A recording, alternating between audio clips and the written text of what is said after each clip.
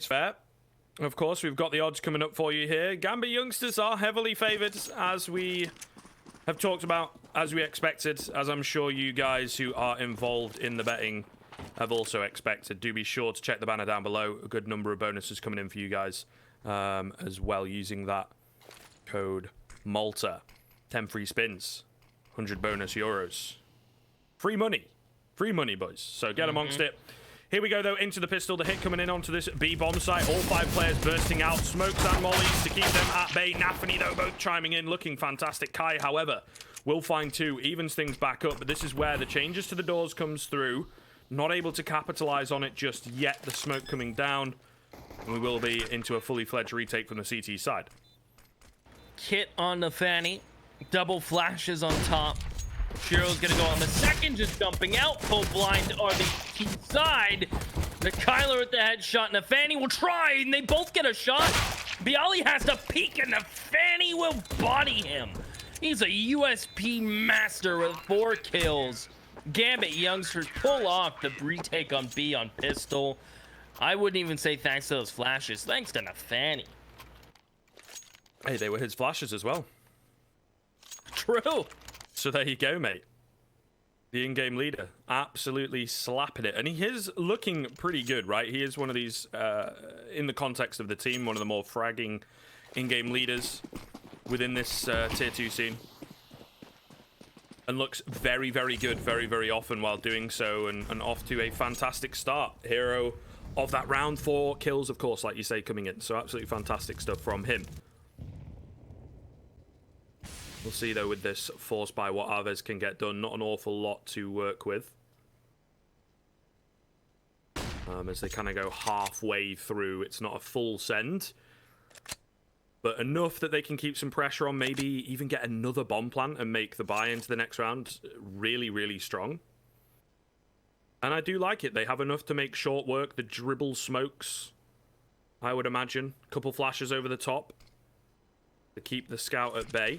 So this could be good for a bomb plant. Getting this bomb down from the short angle is actually relatively easy. Oh, huge nade, though. That is absolutely massive. So much damage done. Another one going to come in as well. Oh, my goodness. The Blitzkrieg is so hard to deal with. And Inters, well, they've been lined up for him. He has now just got to knock them down as easy as you like. Shiro stealing the frags away, though, of course. And Marcos has dropped into CT and almost gets the frag onto Nafany. Not going to be the case, though, Keith. And Gambit youngsters get the second and fully deny the bomb plant. Perfection coming in the first couple rounds. This is getting a little worried. Gambit youngsters settling it in, aren't they? Making it look easy for them. This is a comfort zone they love to sit in.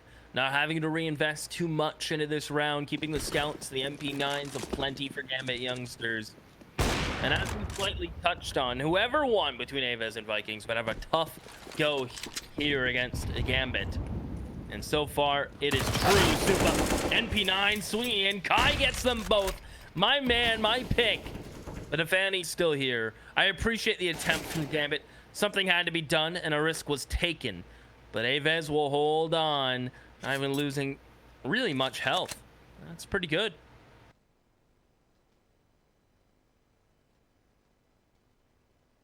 Yeah, pretty decent result. The kind of bonus buy from Gambit youngsters coming back to bite them ever so slightly, but then it's a weird situation with the bomb going down and all that in the first round and not fully spending. The T's probably had more money available to work with than the Gambit youngsters did. So, certainly an interesting situation. They seem to be paying the price at the moment. Recovery is required. Split all across the map as well here, Keith. So it's going to be hard, right? We have 1 player to hold down from short, 1 player to hold down from long. Rotation coming in, but is it going to get caught off guard? Oh, great little spot for him. Only able to get 1. Bit of a messy fight, and it does look like they're going to secure the round, right? 4v2 with a B-bomb site plant inevitable, and a great little frag from Kai. Will be AVEZ picking up their first round. Ooh, and Kai with a clean finish. We'll make it look stylish. There you go. That's we'll an see ace. how Gambit youngsters... Oh, it is. It is. My bad. I did not fully pick up on the fact. So a great round coming in from Kai. Yeah, he cleaned it up. That is so snappy. He makes it look kind of easy, doesn't he, Scriv? Kai, the man I picked. I'm gonna keep saying that until he falters and remind everyone that it's not my pick, but looking good so far. Gambit youngsters, it looks like it's just pistols. Not enough to continue the chase against AVEZ. They'll keep on rocking with some USPs though, as they look to apply some pressure towards Catwalk to AVEZ and quickly on their way. Tyler will need a bit of the nade, so will be Ali. And it's a stack. This gonna get messy. The AK is gonna fetch them. They can. The USPs only get 1 kill. Oh, and a spin around from Bialy. Not allowing anyone to get any freebies after the first. And maybe Nafani can get up there and get the gun, sure. But AVEZ look to keep 4 moving, and they should. They're gonna build that T-side bank early, Scriv. That's a promising turnaround.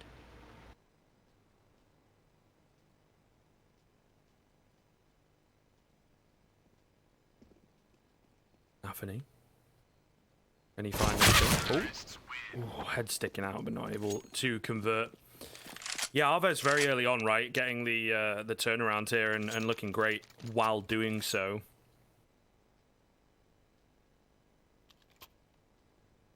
Pause coming through. Again, appears to be technical in nature, but hopefully no real issues. Of course, AVEZ had a few technical pauses towards the tail end of the previous series, so maybe some loss, you know.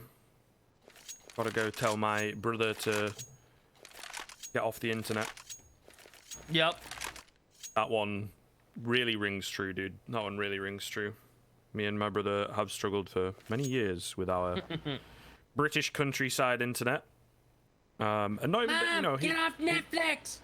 Yeah, literally, right? It's like nothing crazy. I think some people would struggle with, like, you know, just downloading this 60 gig update for Warzone. Just a casual 60 gig. Yeah, you know. But no, it's just kind of, I'm watching a video in 720p, dude. It's like, whoa, can't be doing that. Can't be doing that. Yeah, exactly. Yeah. If I do in recent disappear, years, though, if I do disappear, we're having severe thunderstorms, Scriv. Uh-oh.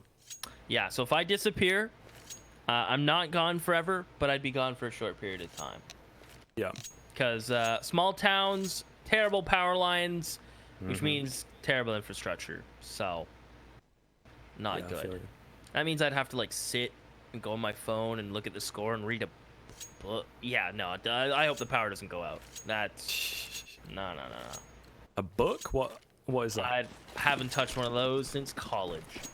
Yeah, tell me about Hasn't killed me yet. Either way, Counter-Strike, guys, is getting back underway. Early pauses are always difficult, especially after an uneventful round, such as the previous. But this one is set to be, well, just the opposite, as we've got a pretty comprehensive buy coming in from the GAMBIT youngsters. The AWP in the hands of Shiro for the first time in this game. Hopefully we get to see him put it to good use. Meanwhile, AVEZ are in a great position here, Keith, to really start running away with this first half. Great cash. 2-2. Could shut things down before they even begin for the CT side. That is a brilliant nade from Inters, though. A nice bit of free damage onto Bialy particularly, but... what, about 90 damage coming in, just under? Really good stuff there on a very simple nade, so love to see that. Meanwhile, over at B, we've got a bit of a fake in terms of the nadage being thrown. Inters finds a frag onto Naurot, though, and, well, over at short, they were expecting Shiro to have dropped the angle. Not the case, though, and he does not miss those. Double scoped in, finds a bullet straight into the face. Kai gonna fall, and he will eventually die. He's had a great start to this game, but it's not looking good, and they are split all over the shop right now, Keith. Really falling apart. 4 versus 2 for AVEZ. Maybe a chance at a bomb plant, but they are happy to give them that. GAMBIT youngsters just playing it nice and passive and not taking any risks. Yeah, Exile starts to move now. Great timing to find Marcos. They lose maybe Nafani where they didn't have to. Bialy in a clutch. Hang on. Put that phone on hold. Shiro, I thought he would have had him a bit sooner, but he takes his time to line it up. GAMBIT youngsters lose 2 extra players where it might have been able to keep 4 alive, but AVEZ, they force a sight, bomb planted. They are rich beyond belief. A strong buyback in response, Axi will toss the op over, and they're gonna rock a double. So it'll be Shiro and Supa to rock the double op on Gambit youngsters very early here on Dust 2, and every time I've seen them do this, Scriv, it's deadly. AVEZ yet to really... Actually, this is the first time we've seen them today be challenged by a double op. I don't believe Vikings ran a double op once. No, I think you're correct. Yeah, no, I think you're correct. It was Twinix. I think we might have seen a little bit of it on train. No time to really reminisce, though, because Kai is coming into this round very angry and very accurate. So Gambit youngsters going to be put under strain. The double up setup might not even get to see the light of day here. Enters, great little angle, does manage to find one, but he's traded in the side. And I think with the smokes, the mollies, yeah, Gambit youngsters are just going to have to save. They don't have the cash to throw themselves at this. And there you go. AVEZ, off the back of a nice quick opener, will manage to find themselves a third and answer right back. They are able to keep the pressure on. Well, there we are. Looking pretty good. Able to find the opening pick in mid. And they're taking advantage already of Gambit youngsters' setup where they lean towards A. And the AVEZ have seen this setup before. And they quickly pinch mid. Hopefully inting for Gambit to make a change. And I do like the 1B, 1 mid setup. It's hard to find a proper balance of utility usage to aggression, though. It's a hard thing to manage, and I have a feeling Gambit youngsters are going to be buying back here. They saved one of the ops. They can drop some SMGs over, and we could see the super inters pushing towards B that they've done before. But with the op in Shiro's hands, probably going to want to allow him to just get set up and try to work a pick this time.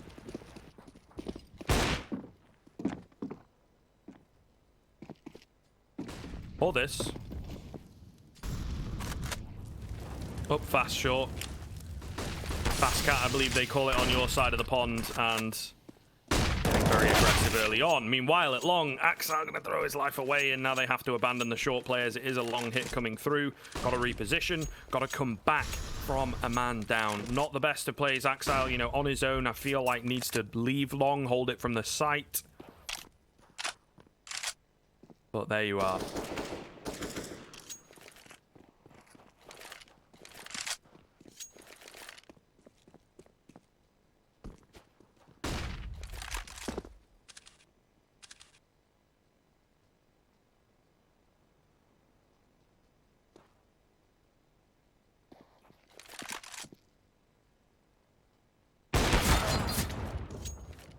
Oh, I was going to say, that's a Shiro.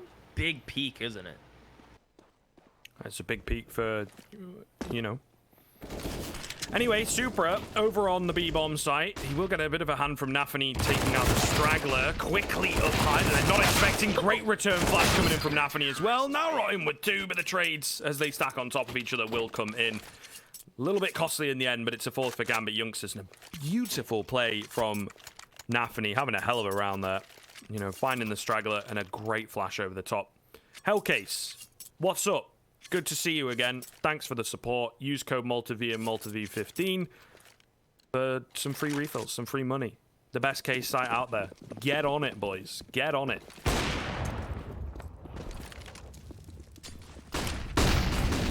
Here we go. Right back into the action in Exile. Looked like it was running with that M4 to find Bialy. AVEZ. Oh, it is just the run and gun around. Shiro put down. Narot with his AK is not taking no for an answer. Runs over the op. Finds the rifle towards Cat. The Fanny's coming up short, but maybe a little too late.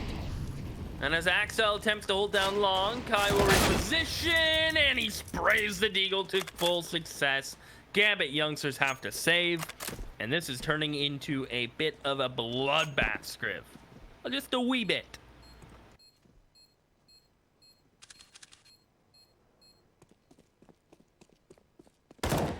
Oh, might not have ended just yet either. That echo sounds great on those bullets. in all honesty. None of them landing just yet, though. Oh, Super goes to the peak, and Kai's moved. Kai takes him down. Nafany might also fall. There's a bit of time to work with here.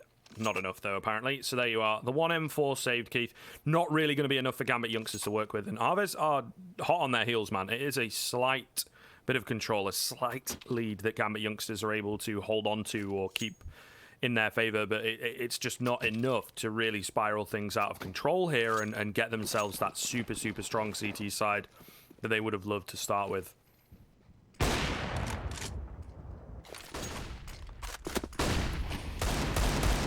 Well, Nafany has a lot to do here if they want to wish to convert this round and turn it into something successful. And look at Shiro. Short with the D. Ooh. Barely missing. And so he'll look to just back on up.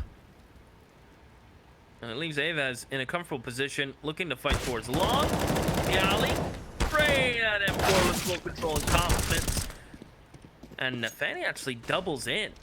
AVEZ are very split now. I thought they were looking okay. Good kill from Nara. He's kind of been the anchor for AVEZ. In all of these rounds, he's the one to get the kill. Marcos, will he get caught off? No. But he has bomb script. This is getting weird.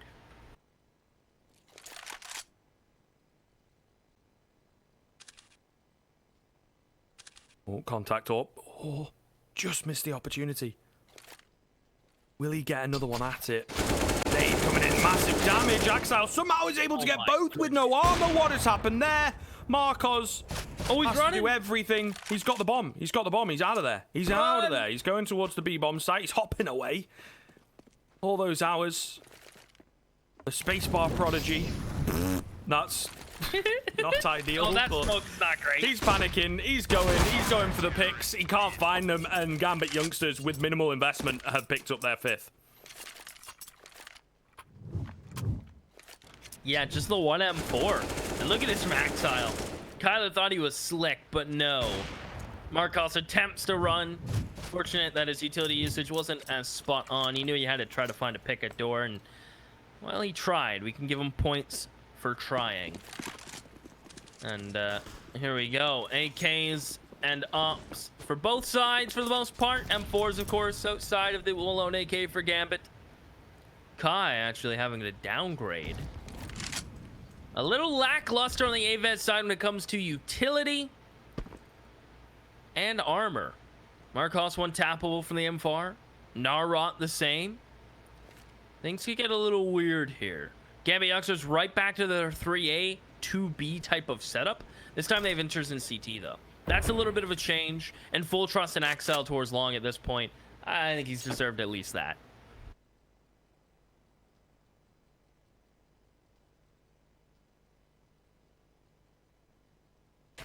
A little freaky with it.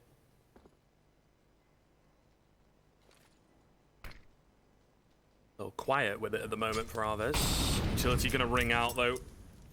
Trying to fake out the mid to B. Keep this CT player preoccupied.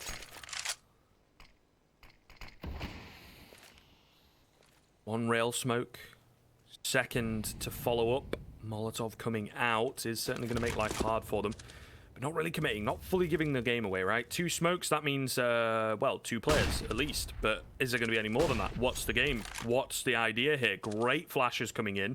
Now we're over at long. Might be required to step up in a big, big way. Shiro will find Bialy.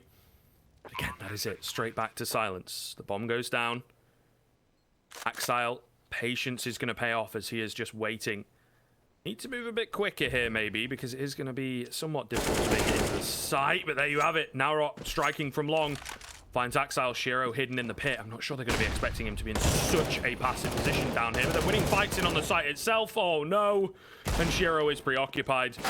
Surely not enough time. The cavalry on its way. He's not even winning the initial fight here. Going to run out of ammo, and Narot will take him down. AVEZ somehow coming out on top there. Very, very weird round from Gambit youngsters where they look very shaky. Not wanting to take any fights. Very slow on the uptake. And it cost them. It cost them. AVEZ used that time that they have to get into some really, really, really good positions. Just kind of sneaking in and around. Strange. Very strange. I think this whole game you could classify as strange. I mean, look at the buy from GAMBIT Youngsters here on round 11. I feel like this. Oh, did he just do that? I think he did. Yeah. Nafani ducking in a double box. It should be. I don't think it is legal. Giro! He's baiting so nicely. Nafani heard him back up. He can start to push for this gun. If GAMBIT Youngsters steal this away, this game is a bloodbath. With GAMBIT Youngsters starting on the CT side, I think they're even be more deadly on the T side, running into AVEZ, breaking those setups, being just insane on those Deegs. I don't even know which way to lean, Scrib. I'm very torn. This should be a free one for Nafani. Oh, God. What's going on? How do they lose the hard rounds and win these ones? And I mean, AVEZ, kind of the same question to you. How do you lose the easy ones and win the hard ones? Oh, God.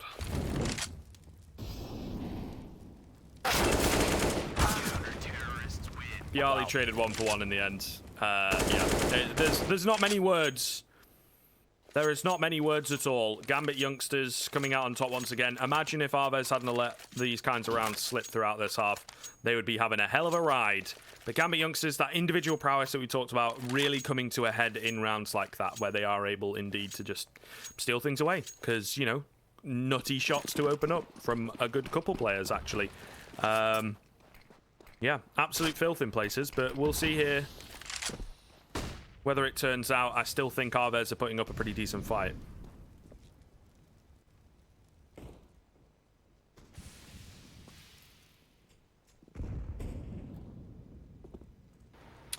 Double scout, Scriv. Do you trust the scouts? I'm not sure. They're gonna try to let them work. I do like the AKs on Kai and Narwat. They've kind of been the guys. The boys to open things up for AVEZ. The running AKs consistently. And it looks like they're going to be setting up for a bit of a cap pop here. Yeah, they've lost their B-Lurk and Kai. That's the AK. No choice but to now execute here. Deep CT smoke. First player's down, gonna get called that he's coming in, but still, Nara entries. Shiro, flick up, missed. He gets bodied with a Glock. Kyler has a Glock. Axile in pit will take the head off of Kyler. Bomb at least gets planted for AVEZ, but that's not enough. They invested. They need the round win, and heads are being peeled back by Axile and Bialy with a scout. Don't make the mistake of jump peeking him. Swing together on ramp. Can Bialy do it? Missed on one. That might be just it. And the madness will continue. I don't even know how many rounds this is back and forth, but it feels like quite a few. Yeah, this is a wild ride on Dust 2. Dust 2 is normally a little crazier and, you know, fast-paced. But this one is, yeah, this one's up there with the craziest. Goodness gracious me. Bit of stability, perhaps, Keith. Although I would have thought the last round would have provided some of that. But this one, surely more of it. Because, like, really don't have a buy at all. We got a timeout coming in from GAMBIT Youngsters as well. Tactical in nature, of course. Trying to, well, figure things out. It's like, guys, how's it coming so close? I died to a Glock. How does that happen? So, trying to nip it in the bud, I think, before it's, before it gets out of hand. But should be an easy one. Should be an easy one coming into this one, Keith. Of course, there is nothing really being invested by AVEZ. Few deagles, gotta respect them, but no armor and whatnot. So it should, he says, be a surefire round for GAMBIT Youngsters. You say that with the utmost certainty. Yeah, I don't know. I might change my opinion like 30 seconds in. Yeah, depends how this long fight goes, huh? Yeah. Interest is going to be here with Axile. And I think AVEZ is going to do a little bit of a late pop. As soon as they're done getting all these nades out, because that's, again, let them drop their money. Let them throw those expensive utility and then cut them down. I respect it from AVEZ, though. You do want to get as many mollies and smokes and flashes out as you can, Kai. He's stuck between a smoke and a molly, and he's made noise, and he will fall. 8 for GAMBIT Youngsters. They've recovered. 10 within reach. AVEZ now by. I was gonna say maybe Oplus. Yeah, it is gonna be Oplus. Unless Bialy wants to break it out glass cannon. That doesn't strike me as the type of man to do so. He's more of an AK man. And AVEZ, will it be quick? Will they be confident to take peeks? Is there gonna be a default on round 14? It's time to answer back to Gambit's shenanigans. Shenanigans, here we go. AVEZ maybe going to need a few of their own.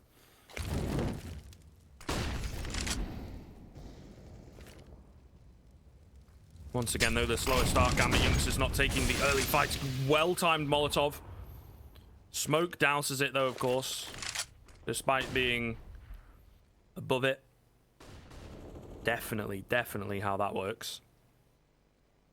All good, you know, we'll take the physics. I mean, whatever. It's a video game. Bit of utility expended rather towards the B-bomb site. Again, not an awful lot happening here, Keith. We have some very slow rounds between these two teams. Early aggression really throws the round out of whack, right? It's very hard to tell who's going to win with the early aggression. It seems so inconsistent. Sometimes it's AVEZ winning those fights and therefore winning the round. Sometimes it's AVEZ winning the fights and losing the round, right? It's a bit mad. It's a bit hard to follow. But we'll see some finally come through. Late little nade from Inters. Great flash over the top from Shiro, though, to help him out. He will only go for one. Shiro going to hold things down on the A site, or at least it looks like, trying his best to buy himself some time and hide away. Quick little jump up. He'll find one, but again, traded out. It's Bialy with the untraded frag onto Axile that gives them the man advantage. Two quick players coming in from short, though, in the form of Super and Nafany. A good amount of utility to use here. Bialy left very low indeed. Taking the headshot angles. The molly going to push him out, though. Surely he dies. Oh, my goodness. Finds another frag before he falls. Super, meanwhile, gets the head of the second, but Kylar in with a quick trade. No shenanigans from GAMBIT youngsters. But it is close. However, AVEZ keeping it as tight as possible.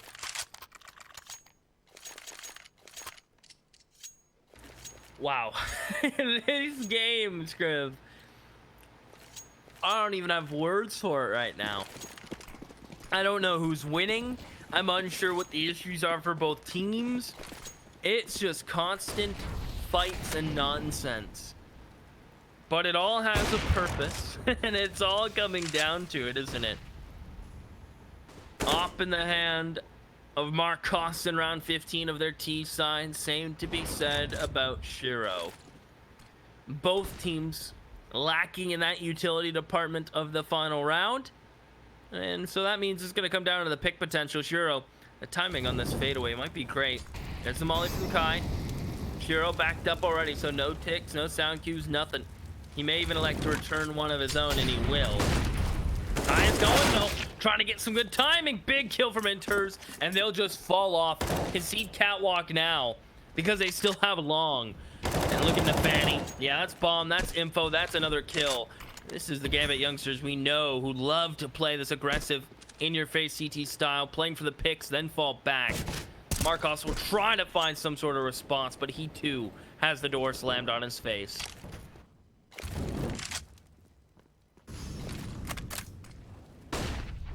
GAMBIT youngsters ending with a bang then. Oh, Supra does need to be careful, but I mean, should at least be able to find one, or at the very least stay alive. Kylar with the flying one tap onto Nafany. Okay, and Bialy going to take out Supra. Maybe speaking a bit too soon.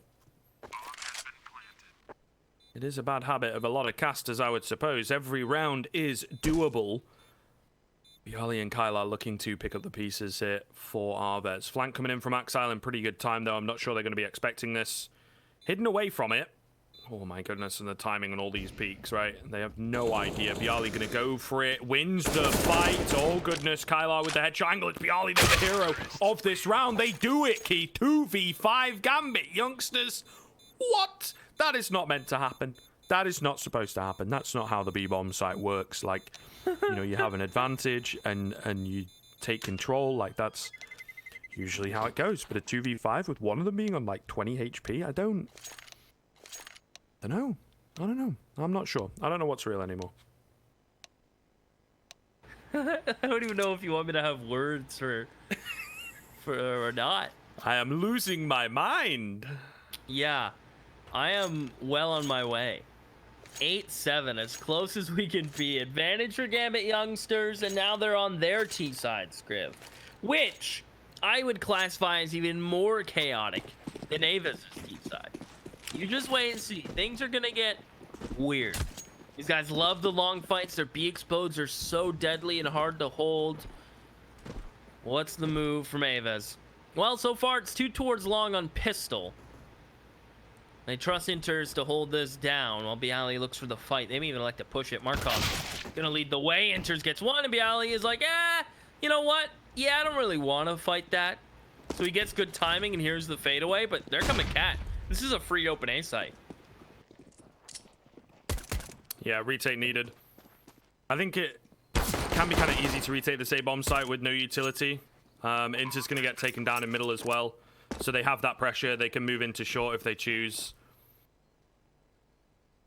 About to be a bloodbath here, though. Super up close and personal with the 250 in that cubby angle. Flash is perfect for the one player, but not good enough for Axile. Apparently, he finds the kill. Super, though, looking pretty solid. The players from long cannot find the heads. Bialy will be clapped out. And they do bring it close, but it's Axile in with a 3K. Pistol heroes on both sides, it would appear. But Gambit youngsters really looking good on their pistols, that is for sure. And Axile, 15 frags. He is up there. He is smashing it. Looking very good indeed and could take control this T side.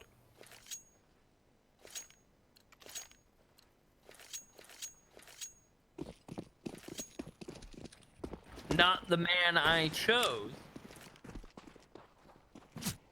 But hey. I did. I know. Listen. There's time. There's always time. Supra. Through the smoke to find Kyler. Narot could have the same fate. Drop his smoke and try to retreat. The scouts peer down long. Exile may want to elect to be careful because they are deadly. And they're going to continue to prod and poke around this. Shiro has a scout of his own. This is the Scoutmaster season finale, episode 1. Who's gonna be the best? Not Shiro right now. He's actually getting kind of worked. His teammates all the while have worked up, throwing the crossbow, flashes aplenty. What an entry from Supra. Catches Bialy as he falls back. And, well, more kills through the smoke. Narok gets tossed that scout, and they're gonna try to save them both. A valiant attempt as Axile could elect to run around, try to chase them, but they're just scouts. Maybe they'll let them live. I would like to see Shiro and Exile commit to this hunt, though. Yeah, I think so, right?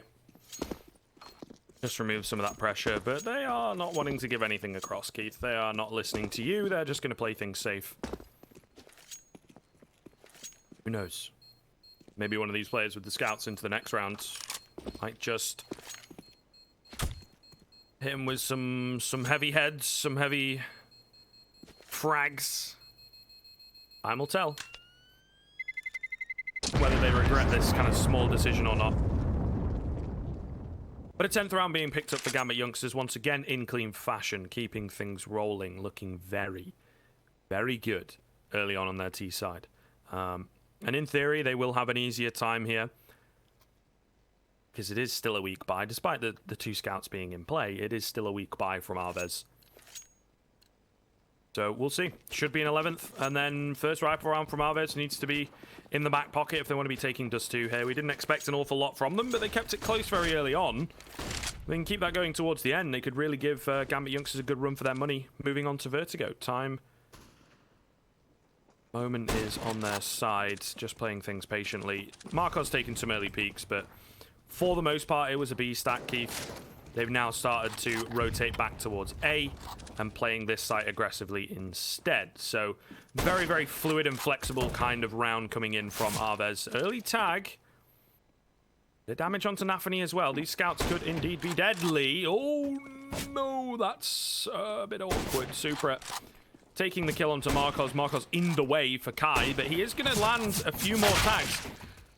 Nafany eventually takes him down, but a lot of damage has been done. They could maybe find a kill or two. There you go, there's one. but quickly dealt with. Damage control looking good. Oh, the boost up is caught, but Shiro can't find the frags. The double touchdown, of course, to finish it off. That's awfully close. Very messy at the end, but yeah, Gambit youngsters definitely sweating a little there. Yeah, rightfully so. It was a bit of a nervous round, but they've skyrocketed and jumped to 11. They're all right. They're doing okay. AVEZ up on Marcos, not electing to go for the double up. I don't even think they could necessarily afford it on the players they would like to, as Marcos will get boosted towards Cat. He'll be alone. Whenever you have to send your opera alone for a pick, it makes me nervous. There's Gambit youngsters. Both mollies have already been used by this defense. That's so nice. Gambit youngsters are grinning and giggling while they see both mollies get tossed. Here come the smokes and flashes. Super will entry. He'll clear car. Enters not far behind. The smoke's a dick giveaway. The Narok gets put down. No. Still alive. Finally will go down. Molly's tossed back and forth. Bialy snuck in through door. Looking for a fight. 2 for him. And Exile drops off Cat. They don't know he's here, but he should not be given a fair chance this 1v2. Just don't peek him. Uh-oh.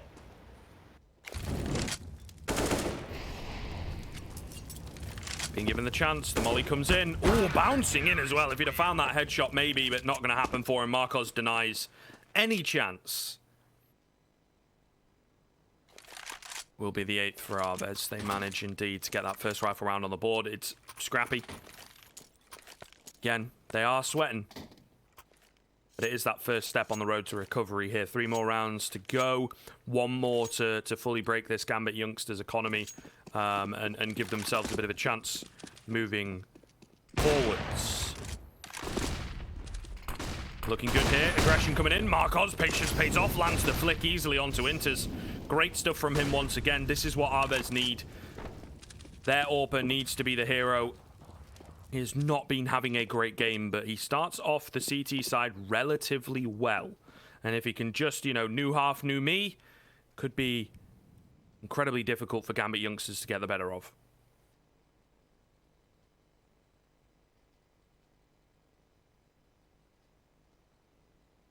Marcos looking for that second on the round, Scrib.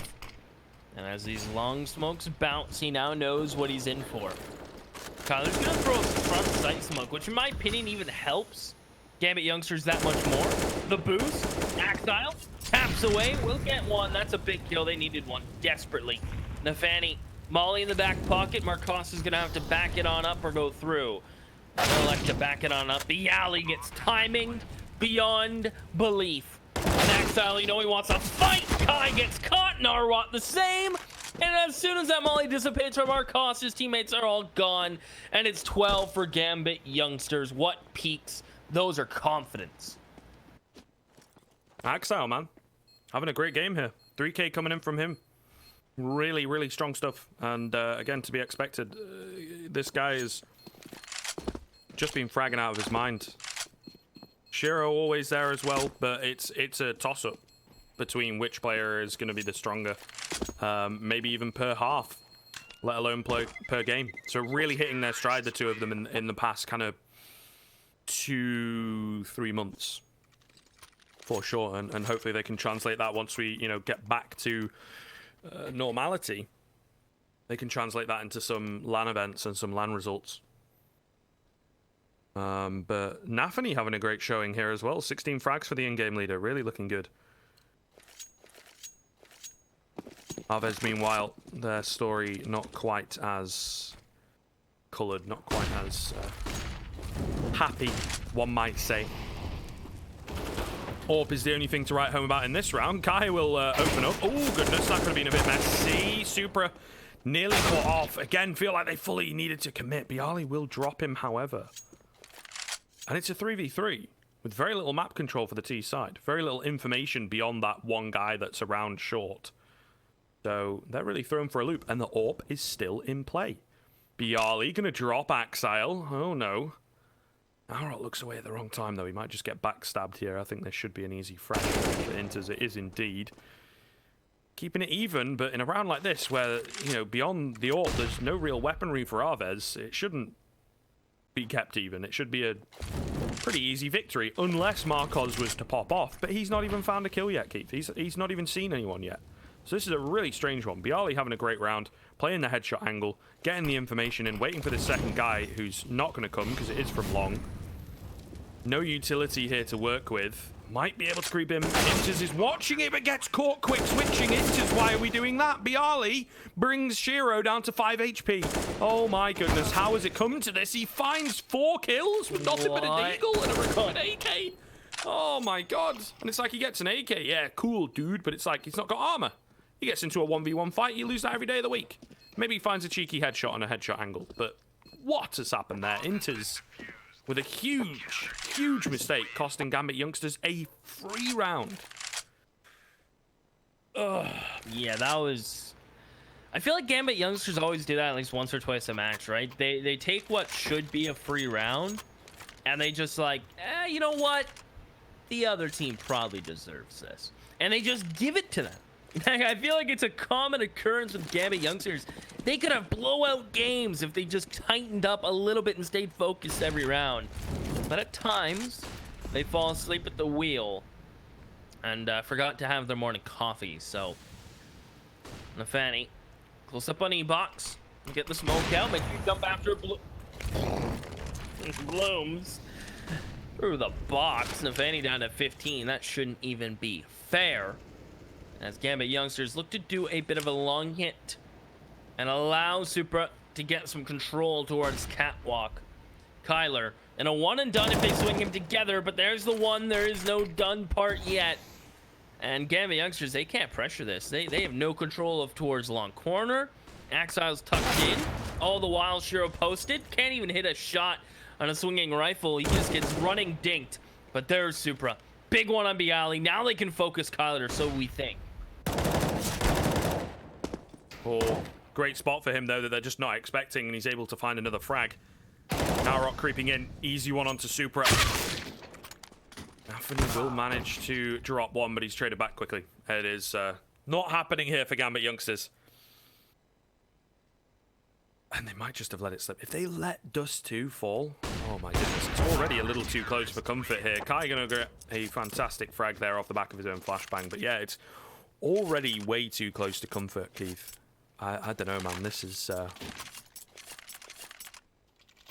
they're like the individuals are looking good, but the squad's definitely not playing the S tier Counter-Strike at the moment that we know from them. Maybe S tier, but their version of their highest. They're like beating 4's S tier. Yeah.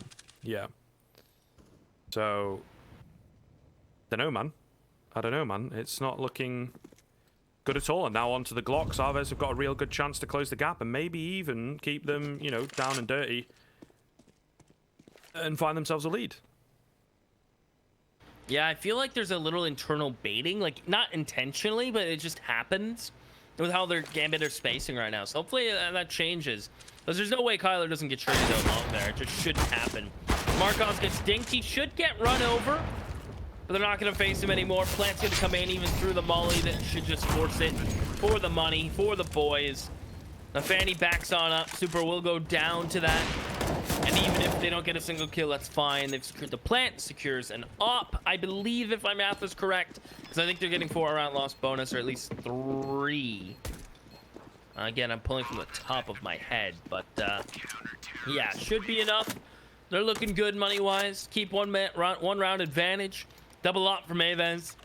A lot of pressure on Gambit now to pull out a set piece. I think it's time for that.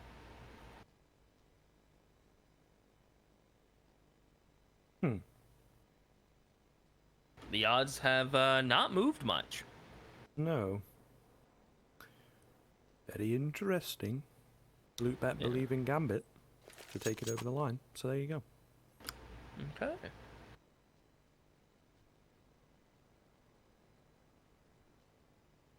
Not that I disagree. I just can kind of feel the shift in the game itself from AVEZ. Kind of like what they were doing against the Vikings, taking advantage of those mistakes, not hesitating, full-on control, and so far it's giving me those kind of vibes, Scriv.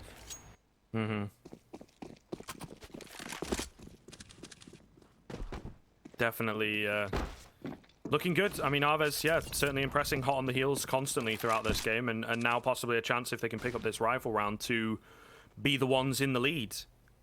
It's under contention, and this shot, this exchange, could very well decide things in this round. Kai gonna stick up on the boost, or the utility coming in gonna solidify the fact he dodges away from the flash, but he can't find the shot.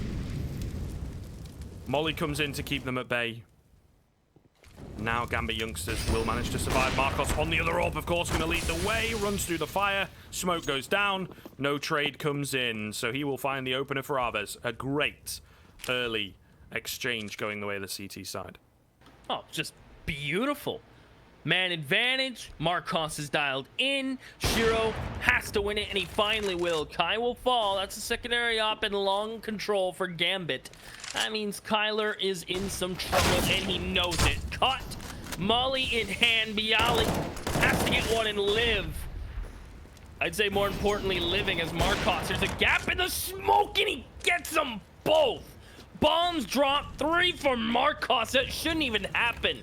The fact it does is absurd. It's Super alone. Has this 1v1 against Catwalk, but look at the off angle. Look how tucked in Narwhal is. No way Super is ready for this, and he won't be. Nafani, I feel like he's almost got to win this for the team's sake, for the motivation. Molly behind him, fight from Cat. Too many angles. 12-12. They're doing it. They're doing it. This is the pick of Gambit youngsters, and probably their most comfortable map. Maybe Overpass, you could argue. But this is their pick, and AVEZ do not play it, generally speaking. We did not expect great things from them. Clearly, Gambit youngsters didn't. Maybe even AVEZ had a bit of a write-off here in their mind, but a brilliant, brilliant showing from them throughout the game. It's honestly, it's not like it's the case where, you know, we've seen momentum shifts and mistakes from Gambit youngsters. AVEZ have been kind of hot on their heels the whole way through and are now looking set to take themselves the lead. Marcos will open up. It's a half buy coming in here from the T side of things. Marcos going to get the tag onto Shiro. Looking very good here indeed. Double AWP setup at middle. A competition. A clay pigeon shooting competition, if you will. As Gambit youngsters will be the bait.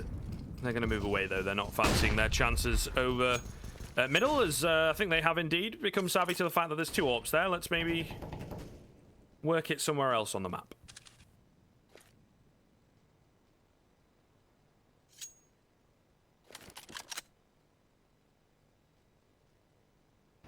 I'm getting a little nervous for Gambit youngsters, and I hope that's fair to say. I think they've lost their groove. Their rifle rounds seem to be getting picked apart. Their spacing is back to old youngsters' ways. Now, they could trade out these B players. That's an AWP, but Narot's here. And Shiro is all that remains, and not for long. His teammates' bodies will lay on the ground, and he will look to find a way in, and Narot spots it. And Bialy will make sure it becomes reality. So advantage and lead for AVEZ on this Gambit pick. And the jitters aplenty right now. That is for sure. It seems too comfortable for AVEZ. They're not having too many problems. Gambit youngsters cannot get the picks. They can't get the trades. And Marcos is just outclassing them lately. He's been quiet all game, but these last 3-4 rounds, it's been Marcos of old.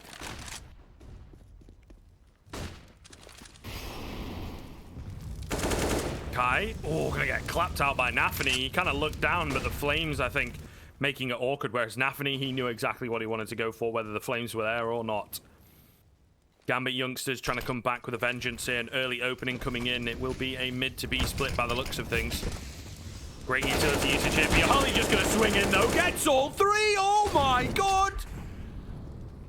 Bialy, that is insane. That is absolutely mental. Naro, I mean, that's a nice 2K, dude, but you've been overshadowed by the experienced member of this AVEZ side. That third frag is insane from Bialy, and the round, like, just cleaned up instantly. How does he do this? He just runs the thing. So here's the thing. Like, how does he do it mechanically, right? You know, insane. But also, like, how does he get away with that? He just sprints through the smoke, no utility, and GAMBIT youngsters, I don't know, communicating too loud or whatever, not able to hear him, right? Too much sound being created. Don't pinpoint him. Because honestly, if you're watching, that's not the kind of play that you should be going for. That shouldn't work. But the fact that it does, and then obviously he capitalizes perfectly with the triple. The GAMBIT youngsters making some big mistakes towards the end here. Marcos will land the shot onto Nafany. It's a shame he didn't get it, because that would have been a beautiful flick. But a rough start for GAMBIT youngsters once again. How dialed in is Bialy? I think he has 28 kills. He is just having a map. Popping off against the aggressive style of GAMBIT youngsters who overlook things. It's been a struggle for them with their aggression, with their speed, with the way they like to do things. They overlook. And they just give room for Bialy to make plays like that. Yeah, 28 and 16. Who would have thought? He is the man to lead the charge for AVEZ. And as he notices that it's a cat explode, he'll get his molly in. And he's looking to try to get his licks in on top of it. And that elbow smoke, what a smart play from Bialy. How do you get out now if you're GAMBIT youngsters? If you use so much utility, you kind of have to commit. Great flashes. Bialy makes it to Goose. He'll flash as soon as Kai looks to repeat. And Bialy's looking to fight. Another spray transfer, perhaps. Marcos has them pinned. Another force forward. Good kill for Inters. Eats more, but Kai, the secondary opper with 2. They don't even want to face him. Shiro's just ducking. He doesn't want to fight. You're an opper, Shiro. And you don't want to peek the secondary op of Kai? He'll do so as he creeps around the smokes. There you have it, but he's alone. He's alone and isolated. A jumping AK, a push from Kyler. It is just AVEZ all day and night. Damn. God damn. This is so surprising to me. Like, I thought there'd maybe be a chance on Vertigo, right? And maybe, as you said, if we make it to train, you kind of maybe even favor AVEZ from earlier on. But Dust 2? Nah way. Nah way. Madness. Absolute madness. AVEZ going to steal it away by the looks of things here. The buy is there, but it is stringy from GAMBIT youngsters. No real utility beyond the smokes and flashes, and of course the glass cannon AWP of Shiro. God damn. Oh, 2020 is a weird year, man. It's really hard to keep up and predict the Counter-Strike, that's for sure. Let me tell you. AVEZ looking so good right now. And have 3 rounds to steal away their opponent's map pick on a map that they don't play, that they're not really that confident on going into Vertigo, where they did look good yet earlier on. Is it going to be enough, though? Will GAMBIT youngsters spin around? Who knows, man. Shiro going to open up, wins the fight against Marcos for the first time in... it's got to be like 7 or 8 rounds. And let's see whether they can work with the advantage here, Keith. Hopefully so. They definitely need one. It's been a while since you've seen some success from these GAMBIT boys.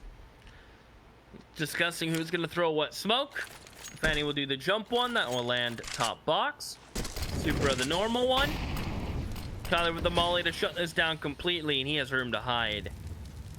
And he will hear no footsteps, no stomping. Kai knows. No molly to force him out of this position either. One flash. They'll go. Kai's gonna repeat, and a ton of players posted. Does he get a collat? Does he even get a pick? Missing. Shooting in between them. One more peek. He should be dead, and he will be. Shiro with the op will find the others. Kai was so focused on tons. And buys time for Shiro in mid. Narot's not gonna move. GAMBIT youngsters get to 13. That is more like it. But they're just lucky Kai was off the mark by an inch. Could have changed the way that played out. So many little things really making the differences.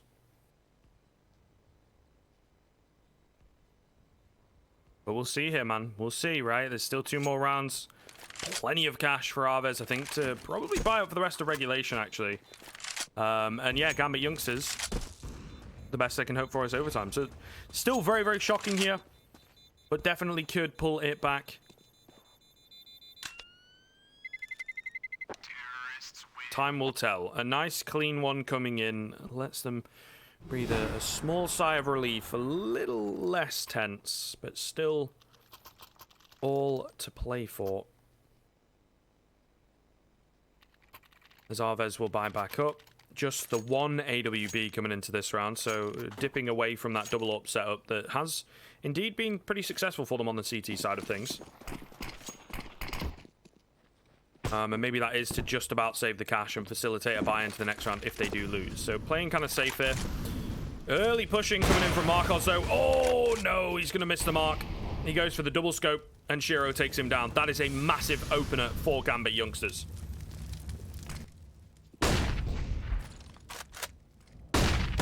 Yali, flash peek.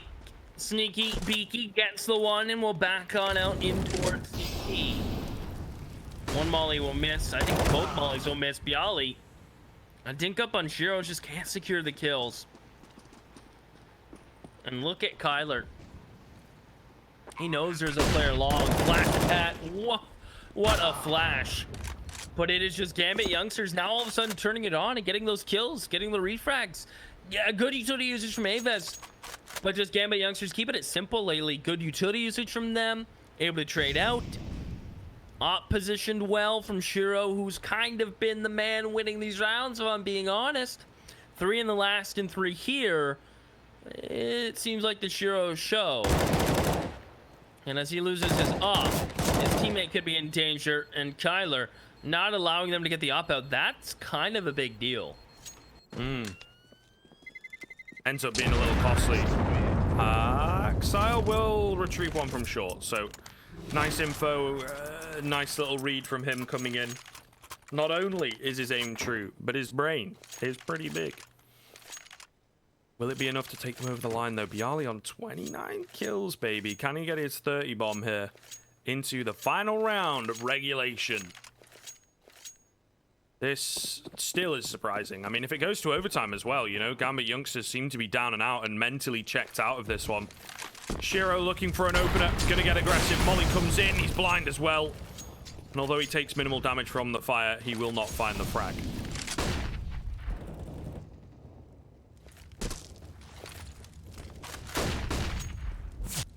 Tyler jumps back on over through middle. Gonna throw a bit of a lurk smoke towards B. Makes Kyler's life a little bit of a misery. Bialy, of course, back towards middle, doing what he does best. Locking it down. GAMBIT youngsters looking like they're gonna go back towards Cat. A split onto the A side with a late lurk out from Axile seems to be true.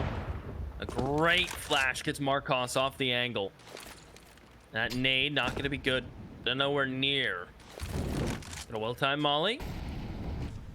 There is still a chance for AVEZ to hold off on this Scriv. But it's a lot of pressure on Marcos here. So much. So much. Oh. Hides away, peeks out the perfect time. The two-man setup is not enough. They break it apart soundly. Nafany comes in at the perfect time. Oh, Kai looking away at the wrong time as well. 4 versus 2 now for the A defenders to pick up the pieces. Marcos going for the pre-fire, giving his position away. He loses the fight against Shiro. And Narok to save them from overtime in a 1 versus 4. This is certainly a big ask for a big man, I suppose. But managing to find the first. Okay, here we go. Walking across the AK, getting himself a Molotov. Flash coming in. They are facing onto him, but Shiro will take him before he even gets around the corner. 15-15. The overtime required still lacking from GAMBIT youngsters here, but AVEZ as well. We now have to look towards them and kind of question how they weren't able to take things over the line with a deflated GAMBIT youngsters who give themselves a second chance at redemption. Very surprised to be able to bring it back. I think Shiro turning it on was one of the main differences. Back-to-back triples of the AWP, even there with the AK to find 2. Without Shiro coming online, I mean, I think Bialy runs over this. I think this is the Bialy show. But Shiro getting his name out there, making sure they do not forget about him. And now, with overtime and money not becoming an issue, MR316K, we could see double ups on both sides on the CT side. The T side from Gambit, I think they're going to keep it simple like they have been. They've been liking these defaults through B tons and towards Cat. Work a pick mid. If that doesn't work, Cat explode. I don't think we're going to see a lot of change from Gambit. Now, AVEZ, double ops. And I bet they go back to being aggressive towards Cat. I don't think they're liking this whole turtle and let Gambit execute on you kind of mentality right now.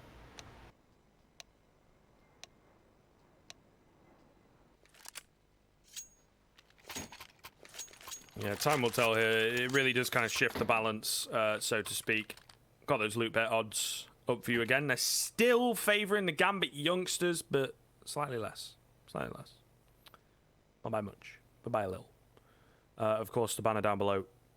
Use code Malta on loot bet for 10 free spins and 100 bonus euros. Wonderful stuff. Why would you not? Either way, tactical timeout to start us off here, Keith, as Gambit youngsters want to talk things over and make sure that they have everything cleanly sorted. Time is certainly going to take its toll for AVEZ, I think. They feel like they should have cleaned this up. It is a shaky map for them usually, so they may well have pulled off a bit of a fluke to bring us to overtime. We'll see whether that's the case, whether they can keep it going here, whether they take it over the line, or at the very least make it competitive in the end. No double AWP setup. Interesting.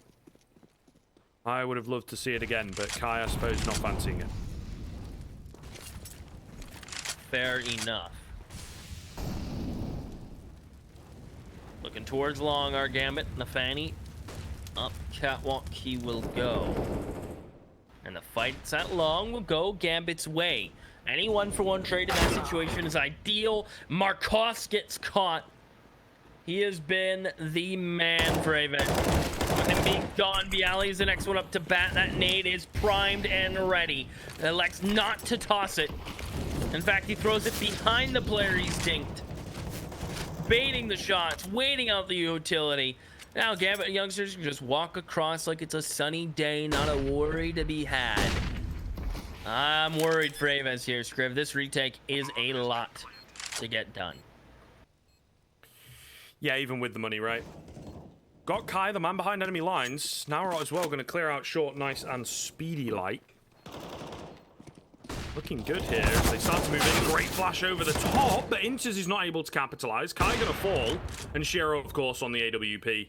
Right, but they're not expecting Narot to drop, maybe. This could be massive. Peeks out, and they are perfectly set up for that. 16th will finally come through for Gambit youngsters. And AVEZ locked out of their very first round into overtime. Not looking too good straight out of the gate. Still not moving back to that double up setup. So it seems like they are, you know, firmly putting it in the attic, as it were.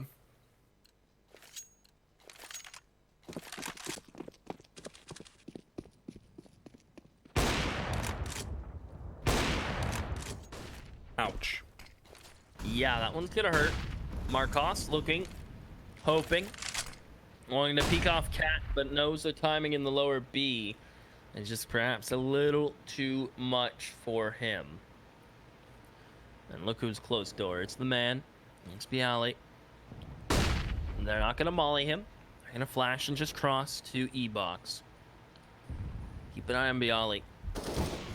You never know when he's gonna peek. Marcos is the first punch. Bialy's the follow-up, but he's just gonna wait.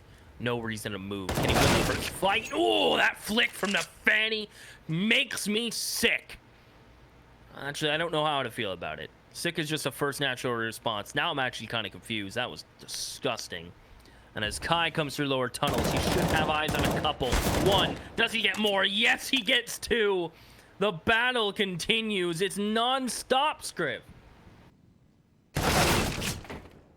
Well, there you go. Axel turning it around. Marcos, though, looking to finish things before they've even begun on the kind of recovery of this round. Axel definitely could get it done, right? He's been playing really, really well. Got money available.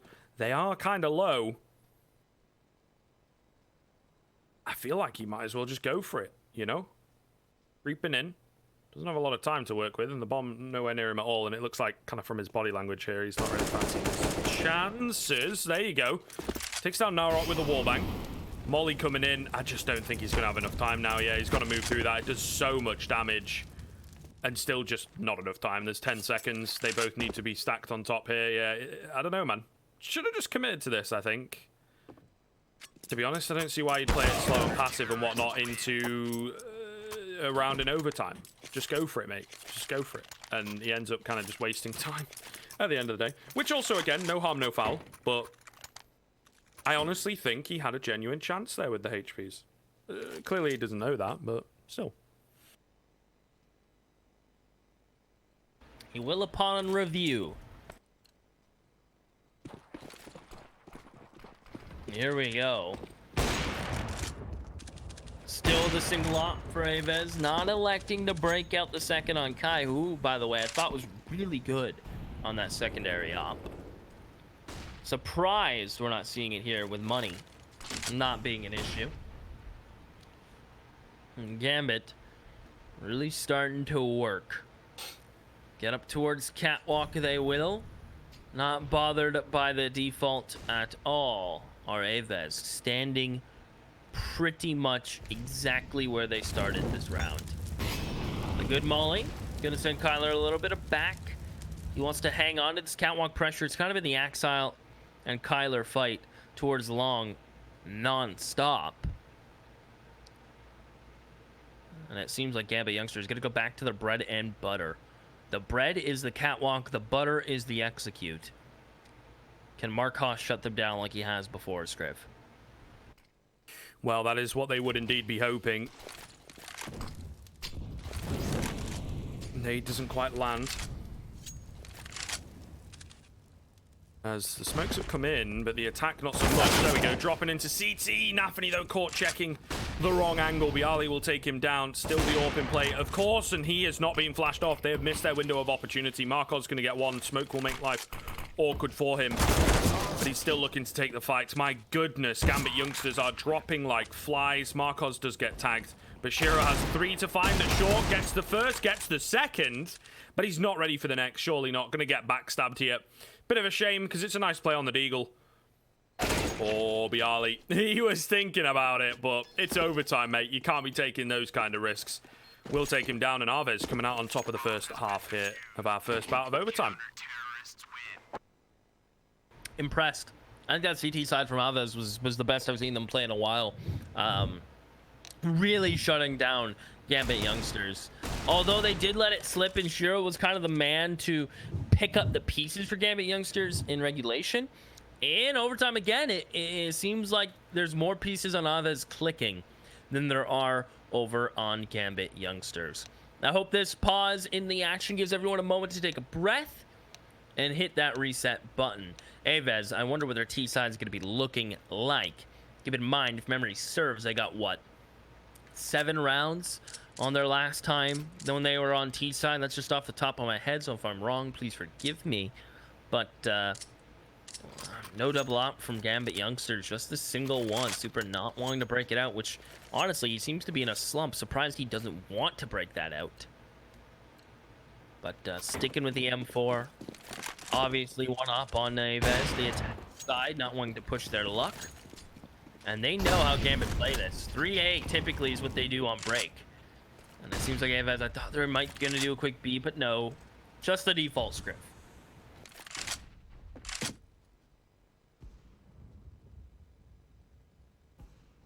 Hoping to catch some early aggression from GAMBIT Youngsters, but no real room to work with here. On that CT side of things, they do not want to be making the mistakes.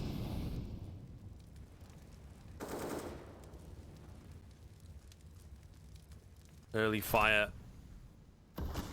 being thrown, clearing out certain angles. Classic hinge smoke coming in.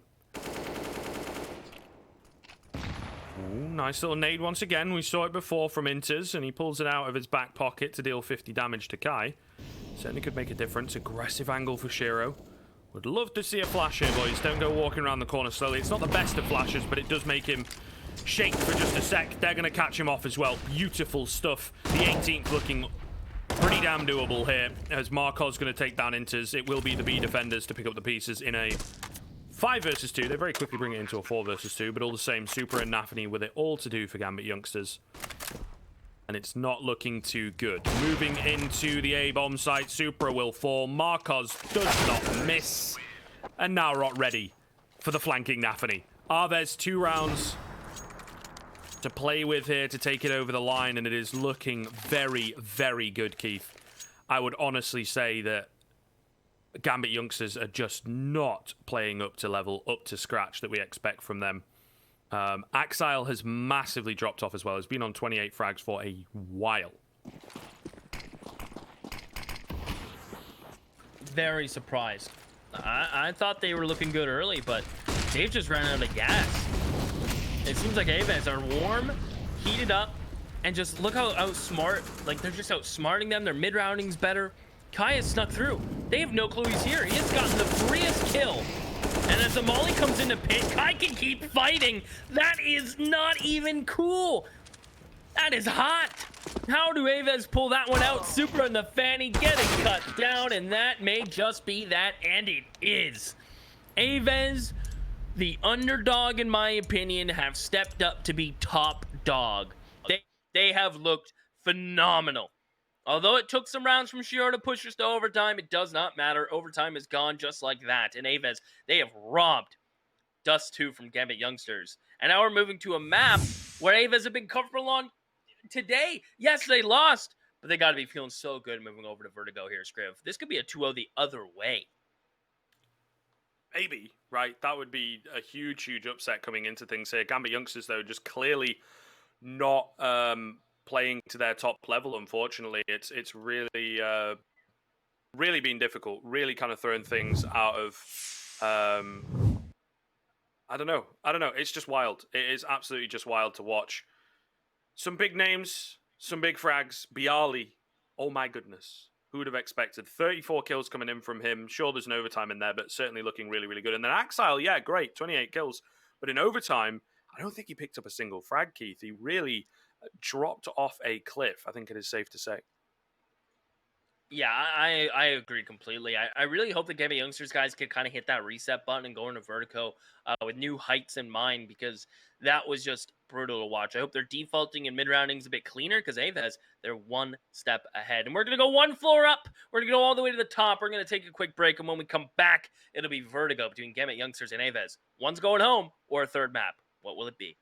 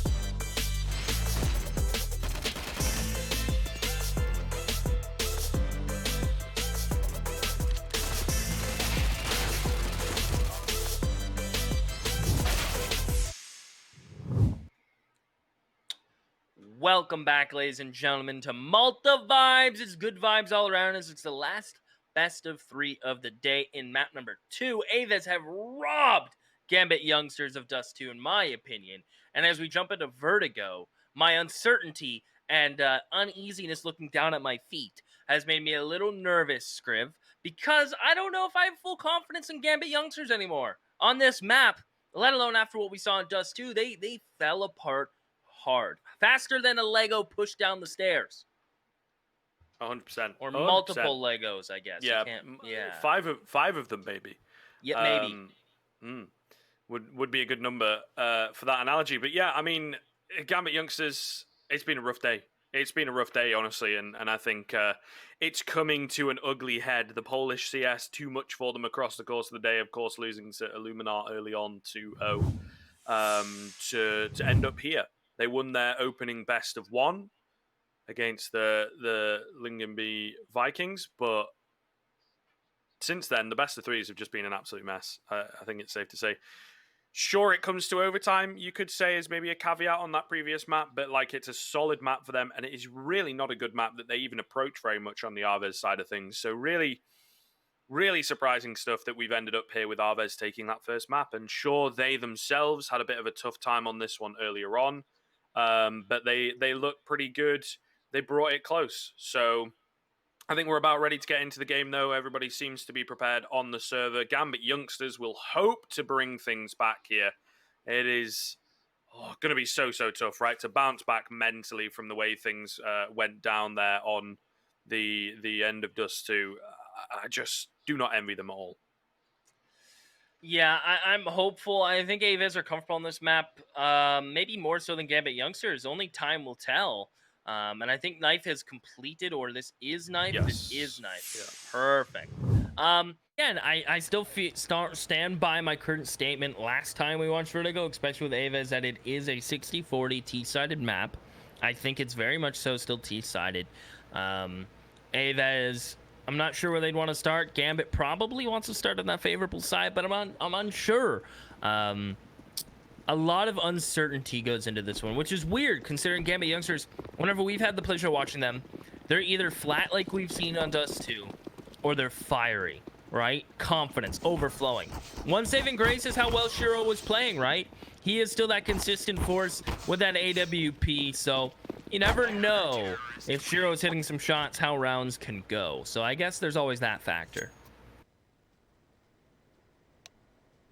Well, AVEZ will win the knife round, so they have the choice of the sides. This time we'll start on the CT side. Very good, very nice. This is what we love to see. One of the things that we kept on pointing out that we really did not like when they played the YNG Vikings was the fact that they started on the T side. It didn't look great. They move on to the CT side. They almost take the game. So starting off here, I think, bodes very well indeed, and hopefully we will see a better performance from them this time around. Of course, we've got the odds coming in. Still in favor of Gambit youngsters. Crazy. I think, like, statistically, maybe algorithmically, sure. But, like, I don't know, man. I don't know. You get your 10 free spins. You get your 100 bonus euros down below. Use it code Malta. You know what I'm saying, boys? You know what I'm saying?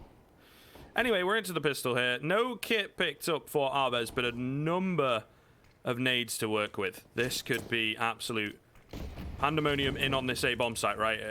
You plant that bomb, double nade comes in, your bomb planter's dead, and it's out in no man's land. So they've got to be aware of that fact on the Gambit youngsters side of things. They are indeed. The fake coming through. They were not set up for the double nade play, though. Ooh, interesting. Interesting. Maybe they were the whole time? Okay, no, they're just holding on to them, Keith. They'll use the smokes and whatnot, but, like, where are the HEs? Get the HEs in, boys.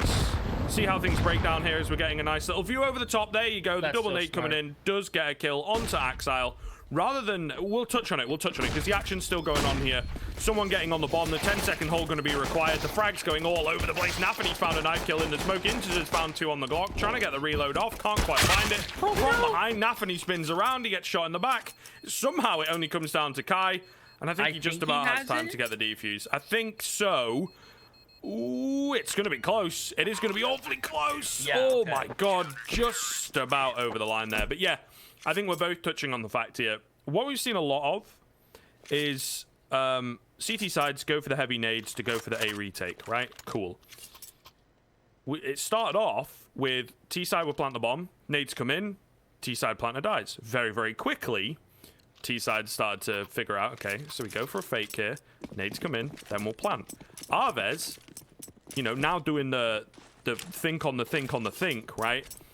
Plant comes in, it's a fake, hold on to the nades, and let's use them a little bit later on. Really well done to find an easy opening frag for them onto the player at sandbags. Yeah, I'm a big fan of that nade usage instead. I think that's really cool. Especially on the CT side, it is hard to clear out that sandbag player and pistol. It takes so much time, especially when you don't have a kit. The nades do it for you. Easy. Easy. And now, the AK, the buy from GAMBIT, getting shoved to the wayside. Nafani is low. Axel may have an AK. But they're going to have to find some sort of kill. Bialy, again, continuing to be a menace. He is kind of a monster. I think he dropped over 30. I think 33 was his number. Last map in OT. And he's starting off well here. And they've given him an AK. That's a little risky.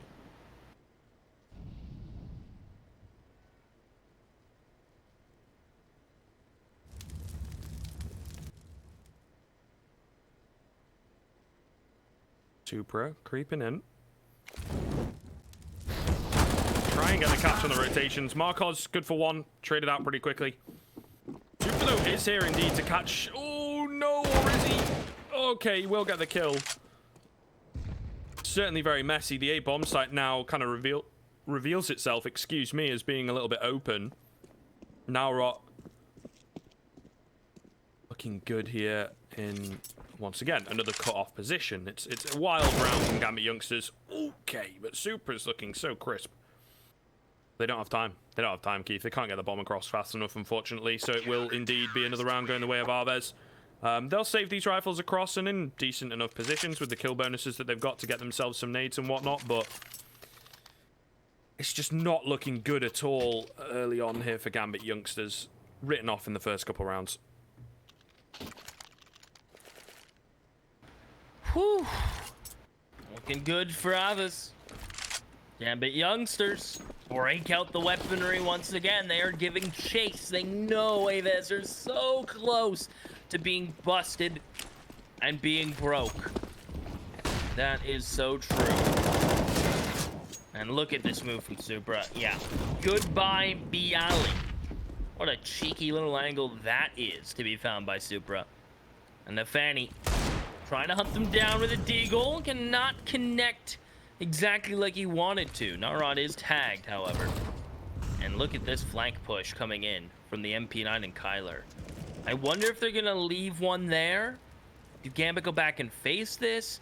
This round's getting a... This is one of the more weird rounds we've actually seen on Vertigo so far, I'd say.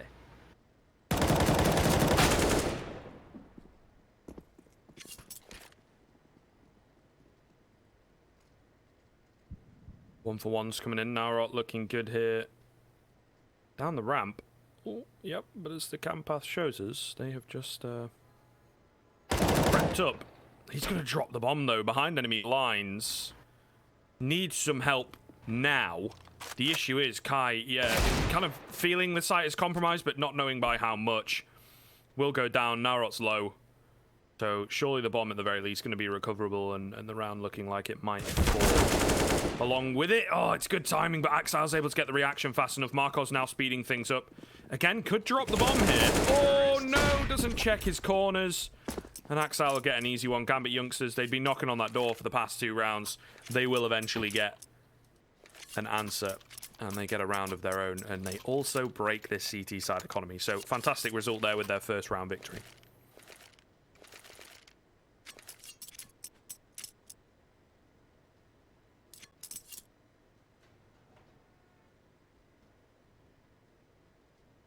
Well, important decision from AVEZ here, right? What honestly, I think you buy here. I think you're kind of in trouble no matter what next round. This should be a armor. This should be a maybe drop that MP9. This is going to be an armored eagle utility buy. You cannot afford to save this. And history have shown you get the first pick on Gambit. Who knows where that's going to go, right? You could snowball. Gambit could try really hard to trade you out, and that's exactly what you want if you're AVEZ. You want them chasing you, and Gambit like to oblige and do that sometimes. So I hope it's a buy from AVEZ, Script. I really, really do. Yeah, I hope so as well, to be honest. Probably a little bit what they're talking about here and working out. They really do need to... yeah, just keep that pressure on, ultimately. I think that's what it's all about, and that's what it's been about across the course of this series, to be honest. And it's why AVEZ was so good on Dust 2, why they were able to get the upset, is because they were just hot on the heels. They were so close behind Gambit youngsters the whole way through the first half, into that second half, and then massively once, you know, we got towards the end, they were able to turn it around. And sure, Gambit youngsters pull it back, but AVEZ were the ones in control. They... started to make Gambit youngsters sweat, so I'd like to see more of that coming into Vertigo here. Hopefully should be getting back into the action though. Not quite sure. Maybe there are a few channels we can take a looky into to see why there's a bit of a pause coming through here. Keep you guys informed, of course. Doesn't seem like we have an awful lot to work with, unfortunately, though.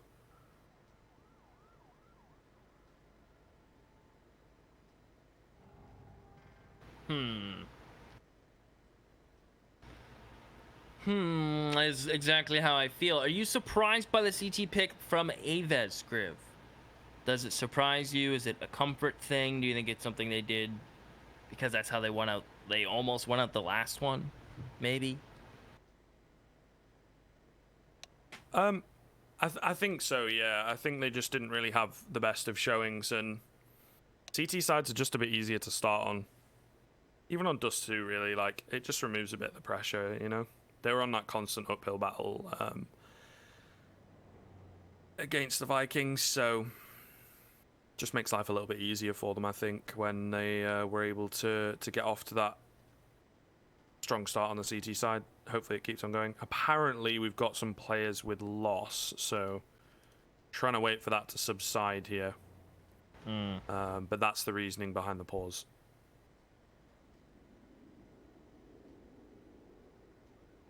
Well, while we're paused, I am scrolling through Twitter, and I just came across a picture of Zai with a flower behind his ear, right? I'm like, oh, yeah, that's a nice picture of Zai. I like that. And then he goes ahead and uses the woman filter and has a side-by-side of himself looking like a woman and regular, and I found that very amusing, Scriv. He's a funny guy. He's a very funny guy. I wish I spoke French. Sadly, I don't. I'm actually a disappointment to most French communities. Did you know this? Wait, why? Because my last name is very French, and I don't really. Oh right, of course. Speak any French really. Like I can understand it, and like if someone's speaking to me, I can kind of pick up what they're throwing down. But most of the time, I'm just like, so what's on the menu? You know, I'm not. My French is not great. Like I went through the airport in France, right, just to fill time, and they go, "Oh, Mr. La Fortune," and they start speaking to me in French. I'm like, "Sorry, I'm a disappointment." And they look at me funny, and I'm like, yeah, I know. It's tough over here, Script. It's tough, especially from a bilingual country. Right. Yeah, I'm an extra letdown in theory. Well, I don't know, man. I'm all good. My ancestors, you know, did that work, so I don't have to worry too much. You're very English, aren't you? So yeah, it's I kind of get it though. It definitely does feel good, like when people take the time out to learn bits of the language that you speak or the country that they're in. You know, you get a very touristy look. You know what I mean? Like a bit of a look of goodness sake. It's like I kind of get it a little bit. Like I've been to London a few times, not from there, but obviously that's like, you know, biggest city in England. And there's things, so here's a tip for you, right? I'm not sure whether you've been or not, but just people in general. When you're on the escalators in the tube, you're on, I believe it's on the right-hand side, like, you know, chilling, and the left-hand side, people sprinting it. Depending on which, you know, where you're going, obviously. But there's one side that you stick to, and sometimes, you know, people with their suitcases will have it, like, stuck out. And some guy's running, and he's like, dude, I'm late for work, or whatever, you know. And you get some very angry responses. Just things like that, I think. And it's cool to kind of, like, take the time out and learn a bit of the basics. It's true. Okay. I well, agree. We were back in. Yeah. But we've now paused again because one of the Gambit players has just timed out. So, sorry about that. But, you know, trying to keep you updated. It's out of our hands. Hey! Oh, I just messaged him. I'm like, yo, get in the server. And you know what he said? He said, yeah, anything for you. So here, ta-da! Amazing, isn't it, Script? It is indeed. The power that casters apparently have. Now, casters, start game. Initiate. I am pressing the button. Yes. Make sure you press it all the way down. It likes to stick. There we like go. Halfway. Yeah. I had to press it a couple of times, but it unpaused. It unpaused, bro. Cool. And now we're back into things. Unfortunately, folks, we've waited all this time, and I hate to break it to you, but this is going to be somewhat of an uneventful round, to be honest. But yeah, not going to see that buy. We talked about AVEZ buying into this one, Keith. I remember before we went into this pause. It is kind of the half buy. We sort of wanted to see the full send, as the phrase goes. Not going to be the case, and Inters might just have been overlooked there, so they might not be expecting him here on the generator angle. Meanwhile, Axile can take down Kylar on the other side of things, and there you go. Inter strikes. That should be enough for them to work with. Kills coming in all over the shop. Axile looking good. Bialy will take one down, but surely nothing more coming for the hero of the last map. It will not be the case. So GAMBIT Youngsters in with a nice and simple second round.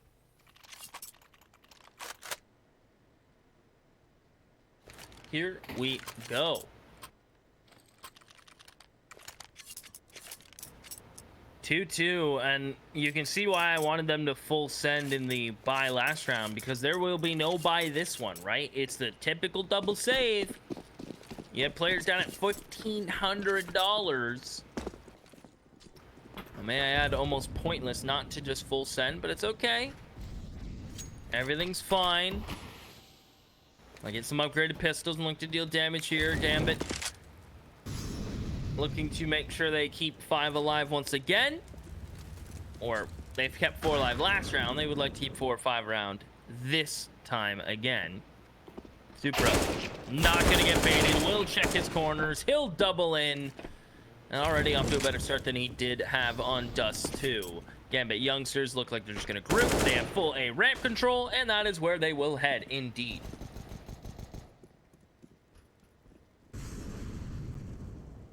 Yeah, again, kind of a repeat of the previous. Obviously not exactly the same, but we were expecting Gambit Youngsters to look good here. I think this is something that they have done very well in recent time, really cleaning up the way that they look against some of these anti-eco situations.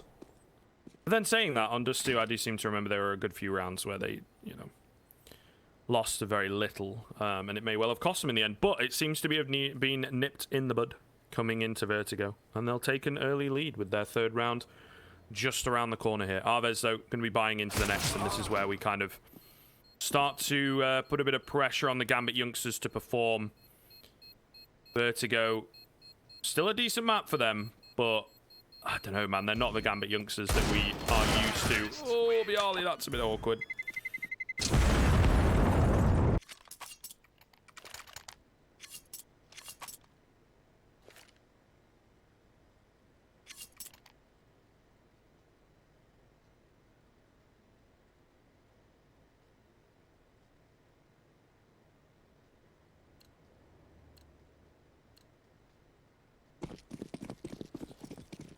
All right, here we go. Moving into the first buy round. AVEZ looking pretty good here with the buy. The AWP in play.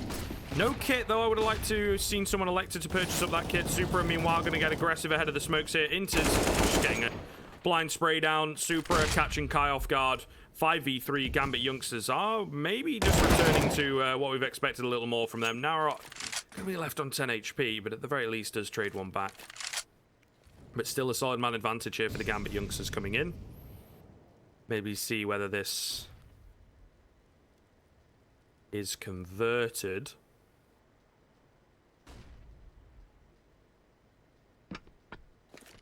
Bit of utility to work with. As they'll try and make their way into the B bomb site. And there you go. The rotation had come in towards A. So AVEZ just going to have to save. Oh, no. Inters. That's a yikes from me, you dog. Unlucky, dude. That's so funny. Lucky they have tons of cash. It's not really a big deal, but that molly spread really weird. I love mollies in this game, and sometimes they're just so out of sync and just so wild. You never really know who's gonna get the short end of the stick. Gambit youngsters not getting the short end of any stick outside of Finters. It'll be a 4th round for Gambit youngsters, and on top of that, look at this cash flourish. Some of them will be close to 10k, if not in the 10k range if you're Shiro. Look for him to throw over the AK and perhaps buy a AWP. I think it may be about the time. Our cost will get out his own, so maybe it's time to give chase, but Shiros will stick to the AK-47. Gambit youngsters liking the AK style, and rightfully so. They're winning those duels towards a ramp and other parts of the map. They seem to just have better spacing and coordination right now, but this is the round where AVEZ, I'd say, have to turn it on.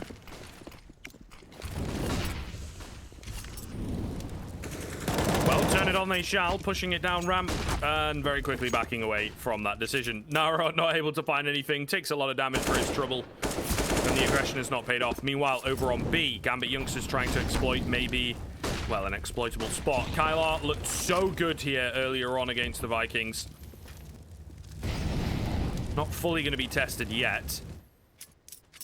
Right on the edge of the map there, does need to be a little wary, but he's all good. They're just throwing out some utility, trying to bait it from AVEZ and keeping them on their toes, I think, on this CT side. That is ultimately what's happening here. And with a minute left, Gambit youngsters going to look to rotate back around, looking at middle, hoping this is the opening that they need. And it might just be. Narrot is here, but he's low HP. Needs to land these shots very quickly, very cleanly.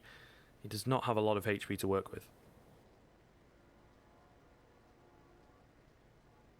Ooh, this angle.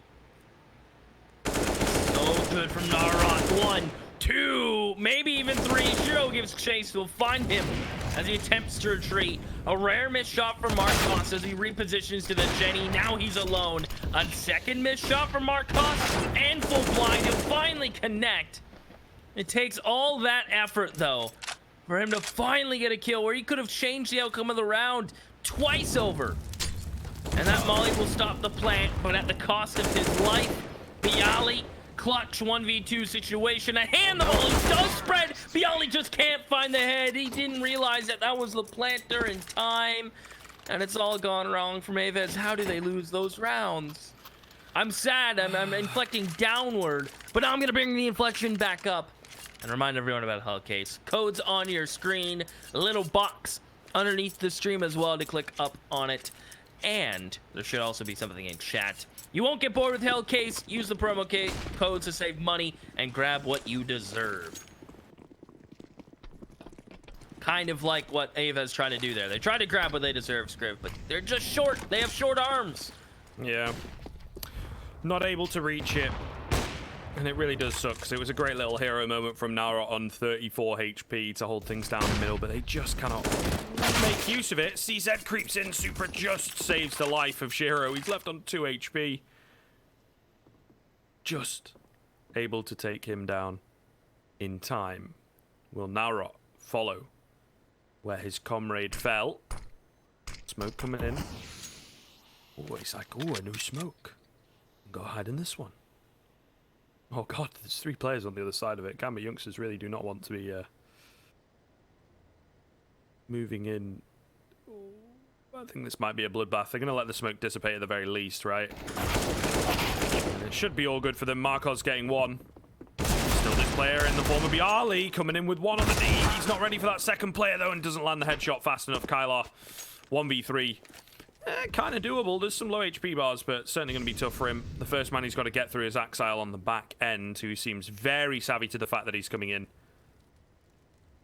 Timing going to be absolutely everything. Does have a nade to play with. Now got an AK and a molly. AK only missing 3 bullets, so he should be able to do an awful lot of damage here. Going to get the drop onto Axel. Nade going over the top. Shiro going to fall to it. And now into the 1v1. There's no way. Supra, low HP as well. Hidden away. Waiting for the tap of the bomb. Has no utility to work with. Molly going down from Kylar. There's only one place he can be, Kylar. It's got to be back towards the site. There's no way he's in behind you. Maybe he's crept around, I suppose. Supra, though, going to have to make noise. And Supra with the balls of steel not moving. He will eventually creep in and gets the easy kill. Supra with the biggest brain you've ever seen will get Gambit youngsters their 6th round. Wow. Gambit youngsters cutting it close. What a toss on that nade over from Kyler. Does it with ease. But now I am already starting to see some cracks in AVEZ. Kyler had enough money to drop the op over to Marcos. Still by full. Get an M4 back from Marcos. Marcos could have had head armor. He could have had a pistol. He could have had full utility. So AVEZ to me are falling apart, Scriv. Buy-wise and round-wise. Axile, what a run boost to the headshot. Marcos gets slept. And I guess if he had that utility, it would have been a waste of money.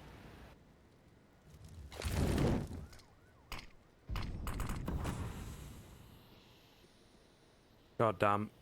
AVEZ dropping off that proverbial cliff that we talked about a little bit across the course of today. This is a little wild, it has to be said. We'll see. Time will tell. Maybe they can pick up the pieces here on this 9th round. Great little flash coming in. Not able to capitalize. Gambit youngsters just looking so good on the T side right now. Able to keep them at bay. Able to keep them panicking. Finding consistent opening frags. Cutting off rotations. Watching for flanks nice and smart. See you later, mates. 5v3. I think a call to save has to be made here for AVEZ.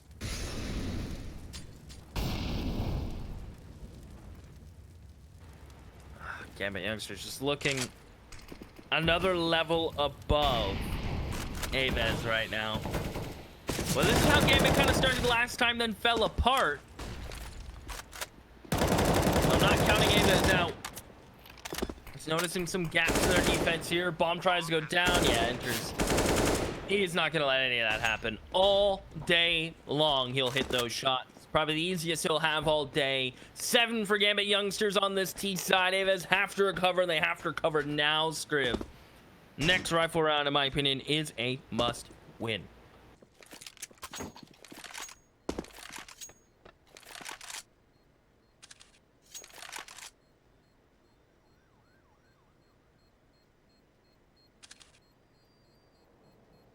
Bialy will survive here, but yeah.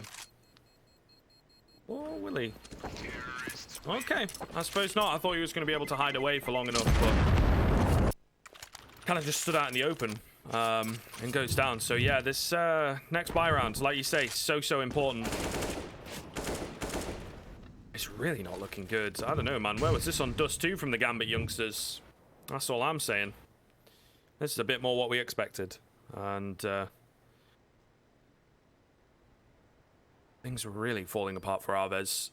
2 rounds, timeout coming in. Need to be picking up the pieces here, that is for sure.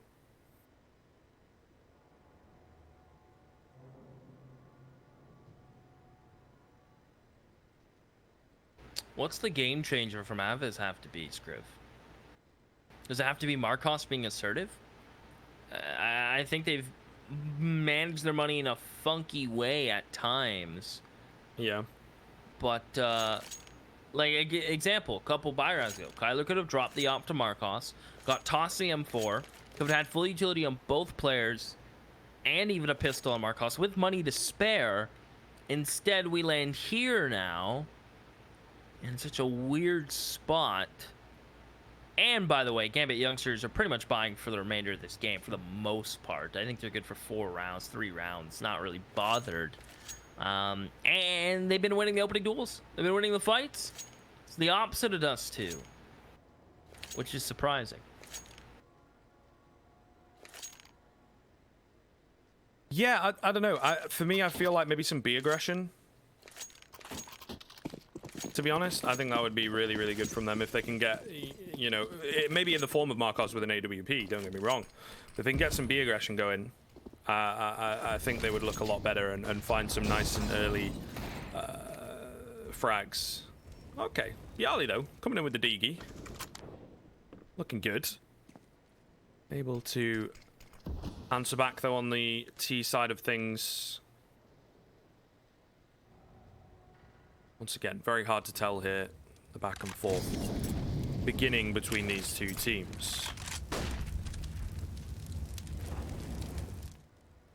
AK retrieved by Bialy though, Keith. This could be dangerous. They've got 3 players on the A bomb site, and it does look like, judging by the positioning and kind of the control that they have on the Gambit youngster side, that they will begin to edge, begin to push the control onto this A site. And it might just be a disaster for them. We'll see. Yeah, without a doubt. Bialy has armor, and that AK that you mentioned. And Kyler backing him up. Narot at the box. That's going to be the front sight smoke, which may make Gambit want to back it up. Without those nades connecting, we could see them turtle. Instead, they're going to throw the extra utility. It's going to be a commit, without a doubt. Nefani going on flashes, spots the head of Narod again, puts himself in some awkward situations. Nefani gonna try to plant, they'll cover him. Bialy's gun, no luck. And they are just getting slapped around. No chance whatsoever, Scriv. Marcos will try to come back and maybe grab that AK, but I think it's far and lost. 8 for Gambit youngsters, and as I previously mentioned, this next rifle round, must win for me. I think Gambit youngsters are playing them like a fiddle, and I don't even know how easy a fiddle is to play, but that is how they're playing them. Ooh, nice shots from Marcos coming in, but he will be traded back. But yeah, I definitely agree with you here. This is starting to get dire, really. And from what we know of them, again, it is the CT side of things that we expect to be more effective from them. So certainly strange. See how it turns out, see whether it continues.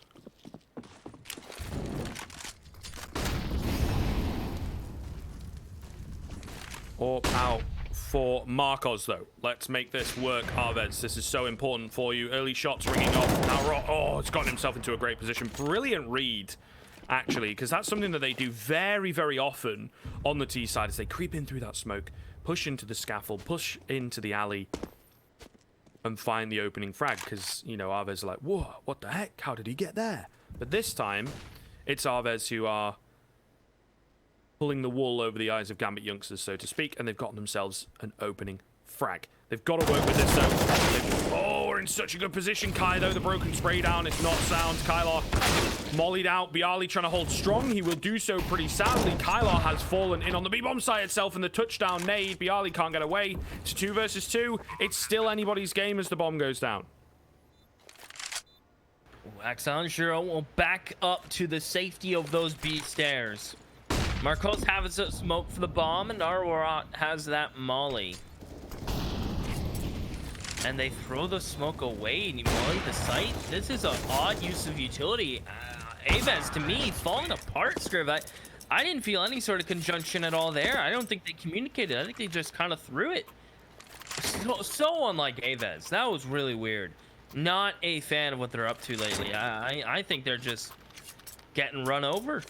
I am shocked. I really am. I don't know what to say, Scriv.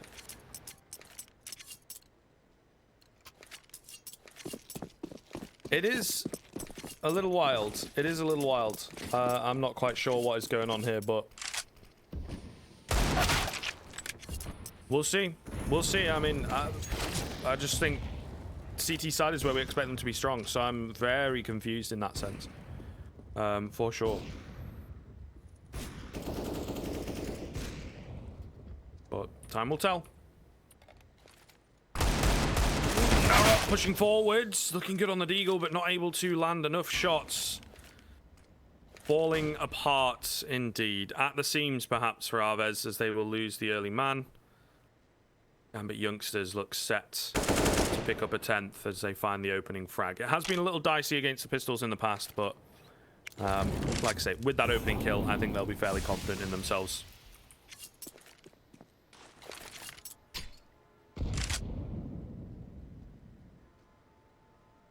The Fanny is all the way through the back lines. Inter's the same. Mid was just free. Bialy stuck at sandbag. A good flash, actually. He's got a good arm, but he will not expect the second player in the Fanny. That'll be round. That'll be 10. That'll be Gambit's T side being a monster number. It's going to be so hard for AVEZ to come back. They need some sort of reset, some sort of confidence. Kai has fallen off. He has been an anchor for them. Bialy's up there, but he can only do so much. I think he's the only one in double digits. I don't even think Marcos is in double digits. Maybe we can see the scoreboard, or we'll wait till the round is done. But yeah, not the sharpest right now, are they, Scriv? And it seems like Gambit youngsters have just played really simple, right? They've had the executes, but they're playing together. They're holding the smoke pushes. They're not taking too many risks. They're just kind of hanging out, doing what they do best, and just grouping together and fragging out.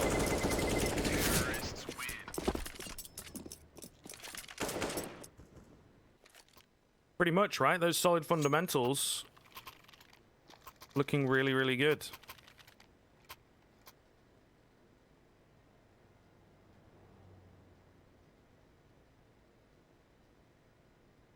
See whether it's enough to carry them through here, as it is looking likely. Already hitting double digits, Keith. AVEZ struggled on it earlier, but it was the CT side where they really picked things up and almost took it over the line. So this is somewhat shocking, to be frank. And 5 rounds the best they can hope for. 5 rounds is it going to be possible? That's the real question, to be honest with you. Gambit Youngs has got other ideas, looking to, well, take us to that 3rd map train as quickly as possible, to be honest. And I would kind of, yeah, bet on them to do so. That is for sure. Really looking good here as AVEZ, no opener coming in. Kylar in a great position on the stairs, but they know about it. They're going to molly him out.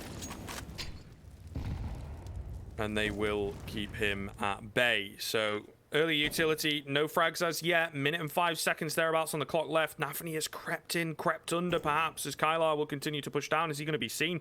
They're walking past each other here. Axel, oh, not ready for the angle at all. And Kylar has snuck in massively, able to escape as well. Absolutely huge stuff. Perfectly done. Marcos, though, throwing his life away ever so slightly. Kylar's going to retrieve his fallen comrade's AWP, but he has not realized there's a player crept in on his side. He changes angles, though. His sixth sense, his spidey senses be tingling. Meanwhile, over on A, Sandbags is not going to get checked, and now Rock will get a free frag. Might even get another here.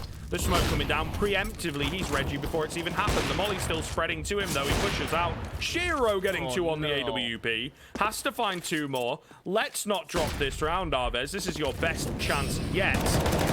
And there you are. Bialy with the good timing will indeed drop Shiro and stop any madness from coming in. It ends up being a bit costly in the end. They will be happy to finally get one back. It does kind of blow my mind that my mind, yeah, I have multiple minds. My mind that Sandbag doesn't get cleared there. And it's a shame that he gets punished by a molly not getting extinguished by the smoke.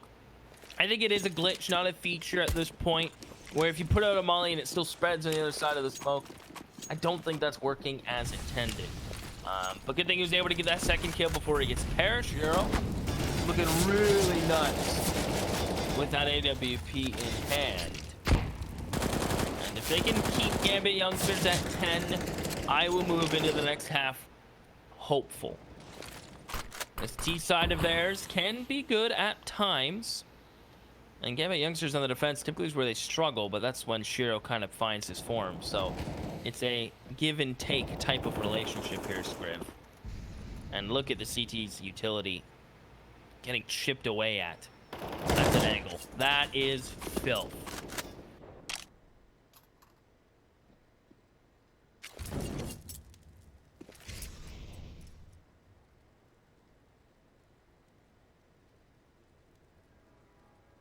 Maybe they can make it 5 then. The 4th looking good. 5, you know, is not going to be easy. There will be a buy available. Kylar creeping in behind, though. It is just about ready for him, but not quite. Not checking the angle cleanly enough. And Kylar is going to have a perfect flank here going into the A-ramp hit. 35 seconds left as Gambit youngsters will begin to creep in. Now Rot in the same spot. Is he going to get the same kind of drop, though? That's the real question. Flash coming in, goes for the peak, drops Shiro, and Supra, well, he's in a cool position, but not really able to get anything done with it. In and around the smoke, he will be spotted, though. Beautiful stuff. Inters as well, dropping the flanker, but they have no time, they have no HP. I think they're going to try and go for a Hail Mary towards the B-bomb site, but even then, it's going to be very, very close. I don't think, yeah, they don't make it here. There's no way. I think they were like, we could make it B, but not the case. And now they just have to save. They have money, right? They could have gone for the round easily there, but they have a combined HP of 17, so something desperate was definitely required.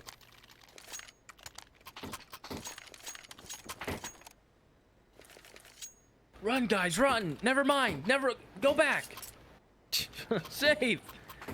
Yeah. Money is aplenty, though.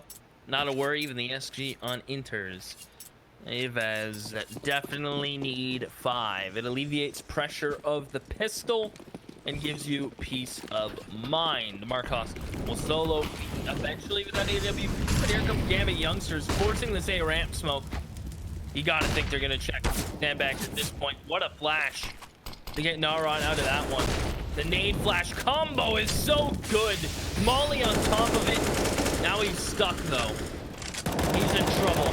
Tagged up heavily, down to 7. He's hoping no stray nades or bullets happen to find his way. And they're gonna fight sight instead. Bialy has to back up. They're naded down as well towards short. All the while, Narad has worked his magical disappearing act. And he's alive, Scriv. He's gotten out.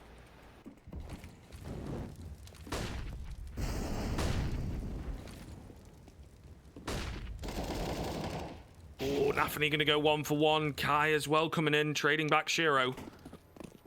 4 versus 3, looking good for AVEZ. The B-bomb site, though, ever so slightly vulnerable here, Keith. Marcos is in quickly enough. Oh, lands the flick as well, looking good, as they've not got enough utility to keep him at bay. He will continue to take the fights, continue to land the shots as well. Inters gets 1, but he's traded back, and AVEZ pull it back to 5. Is it enough? Their T-side was very weak earlier on. We'll see. We'll see if this is the case.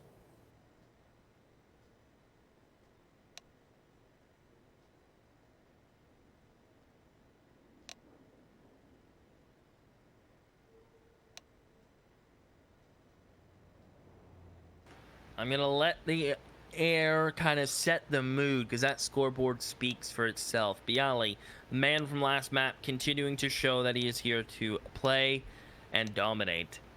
Exile, your man is back up and firing Supra right alongside him.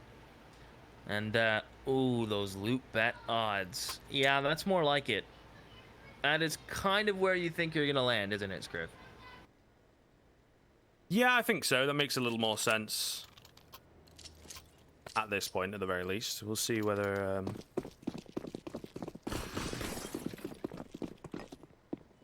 see whether things change here.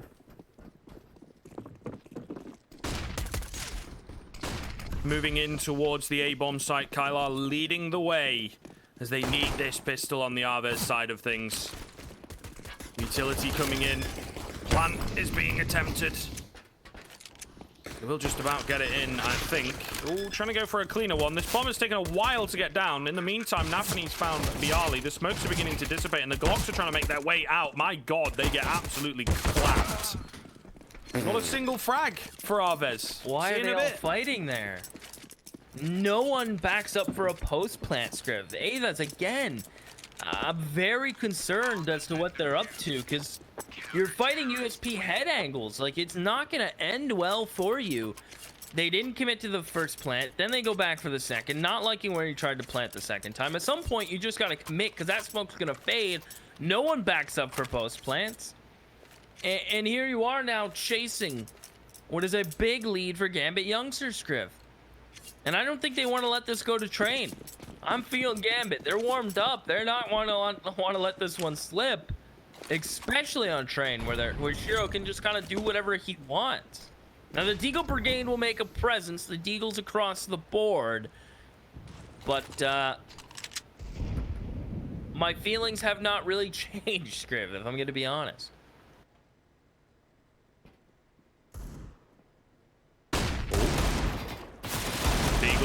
Deagles.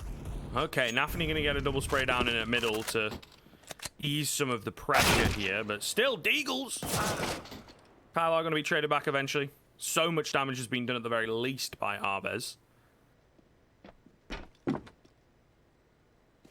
This is a difficult 2v2 to get your head around. MP9 especially, really not going to do well at those long-range angles against the Deags. And Super kind of knows it. Pushes into ramp, right, trying to get some control. Trying to find a frag if he can, but there's no one there. Backing away. And they are split on the CT side massively. Bomb plant secured, I think it is safe to say. And 3 kills coming in. So this is really, really big, and they will be able to buy into the next round, so keep your eye on that. The round itself is a harder question to answer.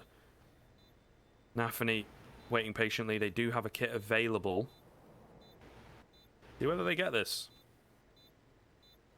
All right, I'm back 90. Look at the bomb. That's the fight he wants. He just can't connect.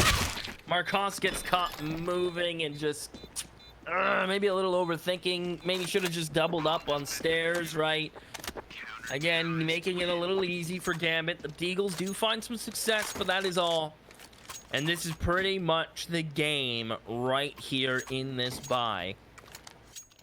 Marcos gets the AWP. Shiro the same. CTs will have a plethora of utility. And how do AVEZ elect to approach this one, Scriv? Will it be default? Will it be quick? Will it be snappy? Will Gambit elect to push? Honestly, Gambit can pretty much do whatever they want because they are the ones who are not pressured to make plays.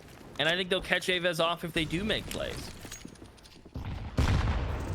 Ooh. Ooh. Shiro, beautiful stuff. You were saying about getting caught off? You were saying Supra able to pick up Kai, drops back. Yeah, this is filthy. Marcos with a filthy flick. Bialy is well going to drop Inters on the other side of the map.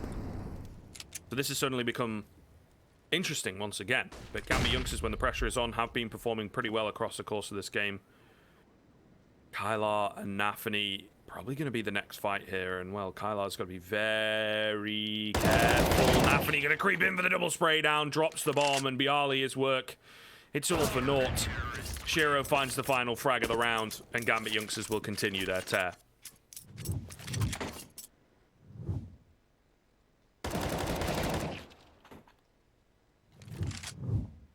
Whew.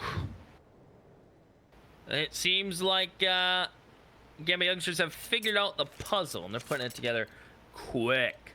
AVEZ. Don't even know how the puzzle looks. Like, they don't even have the starting pictures. They don't even know how the puzzle's supposed to look.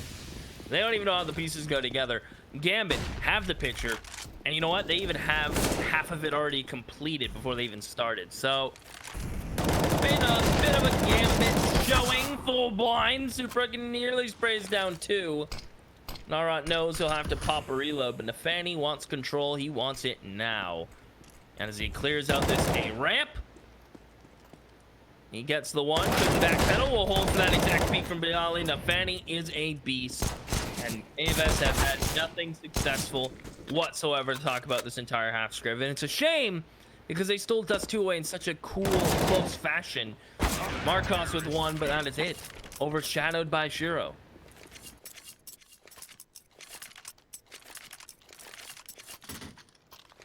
Well, damn. Yeah, it definitely is a surprise, and like you say, somewhat sad in a way.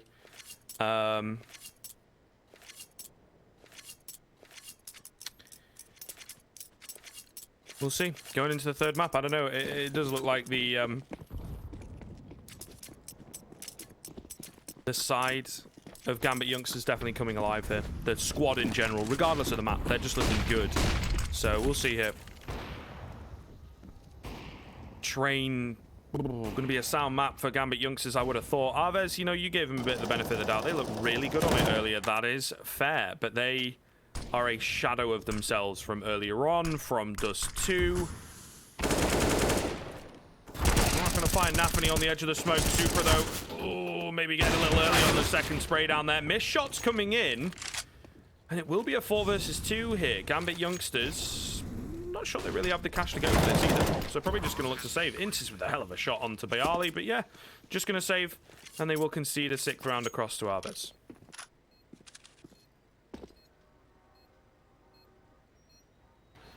Whew, right when they need it. You know what? Better than allowing Gambit to get to 15, Scriv. Enough with negative Nancy me. Let's get a little bit of positive.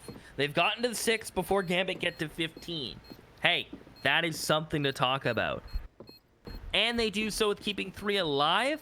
It could be worse. They keep the up on Marcos's hands, but it's not right really to be the man to close this one out. Gambit youngsters, if they save these 2, they, you know, a force is on its way. Shiro can buy, Axile can drop. Yeah, they're buying without a doubt. So AVEZ are not in the clear yet. No freebies happening.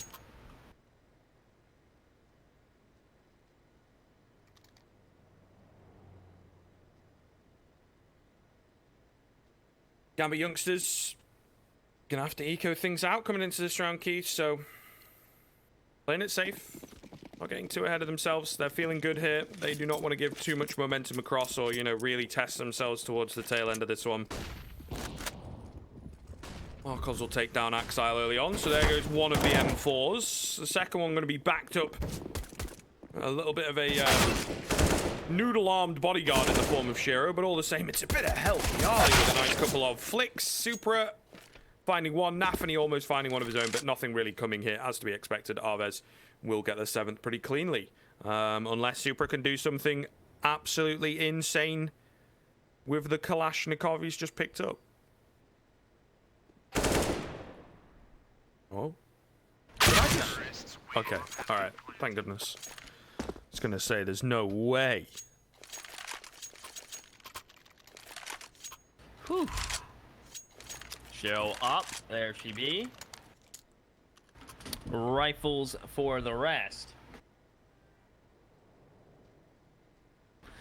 This is going to be a tone-setting round. Is the comeback going to go into motion from AVEZ? This is kind of the round you'll feel it. It all depends on the mood and feel of this one. Smokes early. Towards A ramp, some from CT, others from T to allow them to creep out if they want, but they'll sit still. Bialy's walking right into the arms of a posted Shiro. A flash, a jiggle, anything Bialy? Will he make it this easy for Shiro? And they'll split the difference. A wide peek from Bialy, baits the shots, and they both tag him up. Enters, lets them know that he is towards jump up, and he is met with fire, but no demise. This round is looking good for AVEZ. Look for them to group now, take full advantage of the players they've pulled back towards mid. Definitely picking up some momentum towards the end here.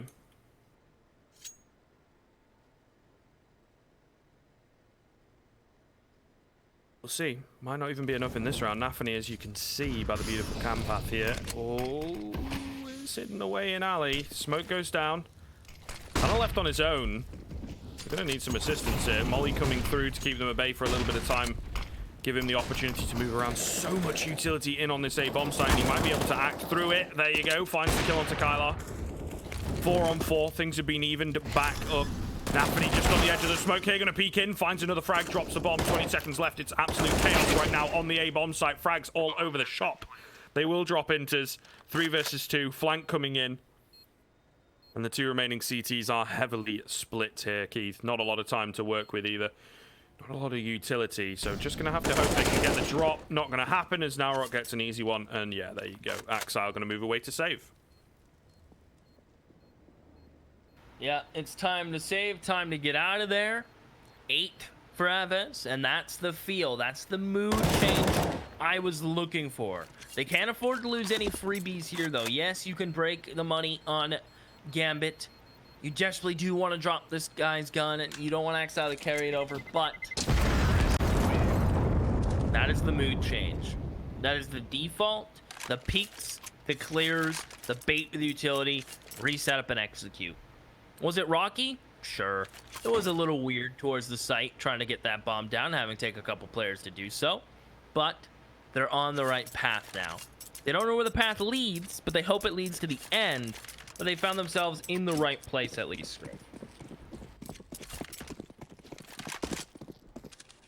Just about, yep. Still, well, one would assume a long way to go here. But confidence at the moment is what they're kind of building up, right? That's what we're after. That's what we're thinking.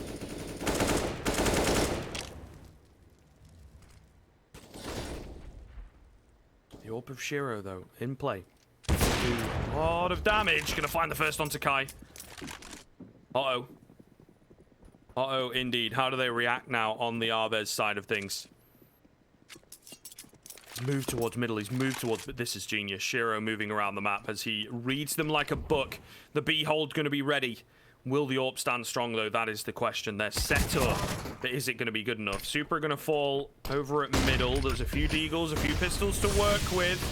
Oh, goodness. Back 90, as you call it. Axe out, peeking out at the right time. Finds 2 very quick headshots, and surely that has sealed the deal. 7 more rounds will be required by AVEZ, unless the old guard Bialy can find 3 heads, and he will not be able to do so. GAMBIT youngsters. Perfect read, perfect round, and almost a perfect game.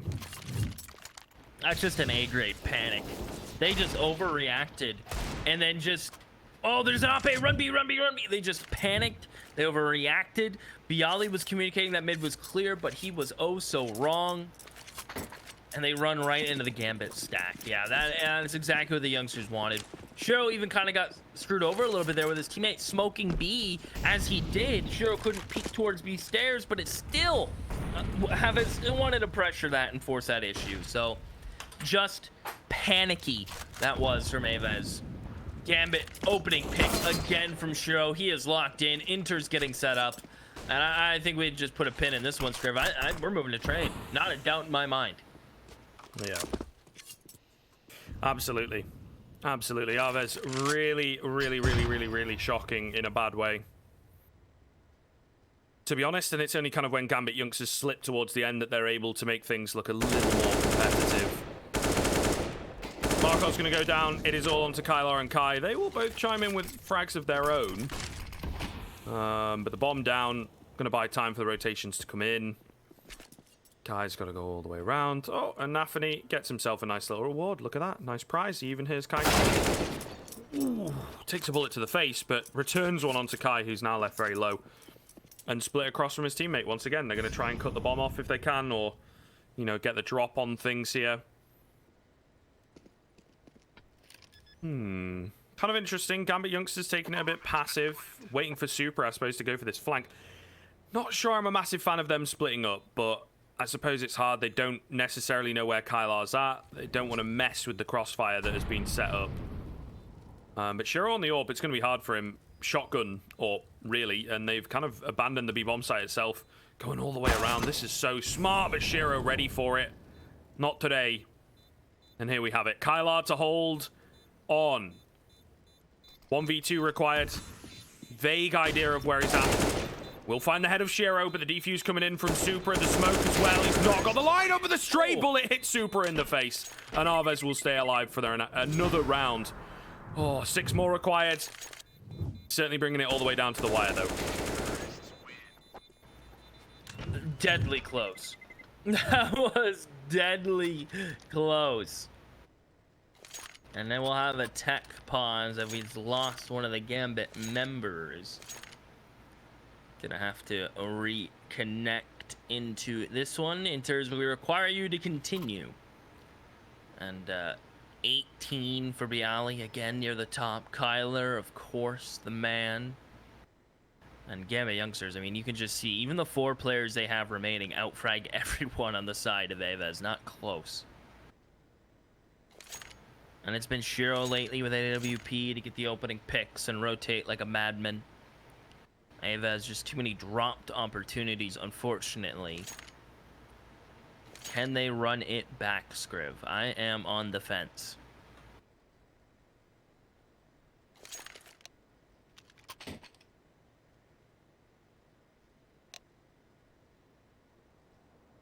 Yeah, I think I am as well a little bit, if I'm being honest.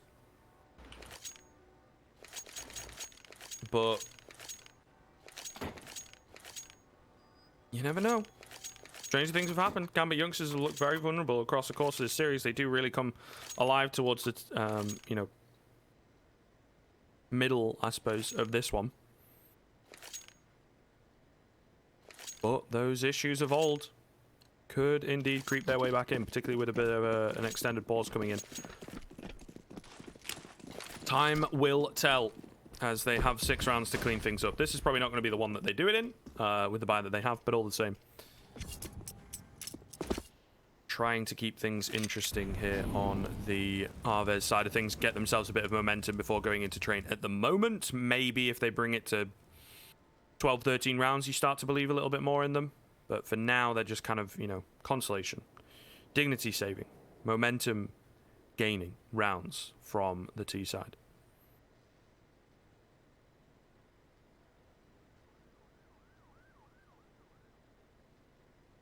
Yeah, they're saving some pride. One way to go, though. Fanny. Guy is gonna be so rattled.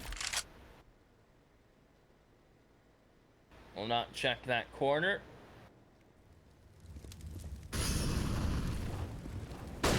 Exile. Flash around the corner. Deagle for the first. That's 2. These pistols, are they doing it again? Enters. What a second headshot. It's the Hopper and Marcos alone. And yeah, that's just the way to end it. Quickly throw it to the next map, Scriv, because that one hurt. Yeah. Definitely not nice to be on the end of. I don't know, man. That is a hell of a result coming in from Gambit youngsters. A hell of a turnaround from them. Ultimately, I don't know what to say. AVEZ, just the thing is, it's like they took so long to get going. They had some really, really tough showings in that first half, which we didn't expect. We thought they were going to be so much better on the CT side. And it just wasn't the case. And train CT side is what it's all about. So looking a little shaky here if you're AVEZ. Yeah, I agree. I think Train's going to be, honestly, maybe a bit of a mess. I feel confident in Gambit. I think Shiro's on point, and Train is kind of his playground. So we're going to throw it to a break. When we come back, we'll be in the station, and it'll be Train. Sit tight.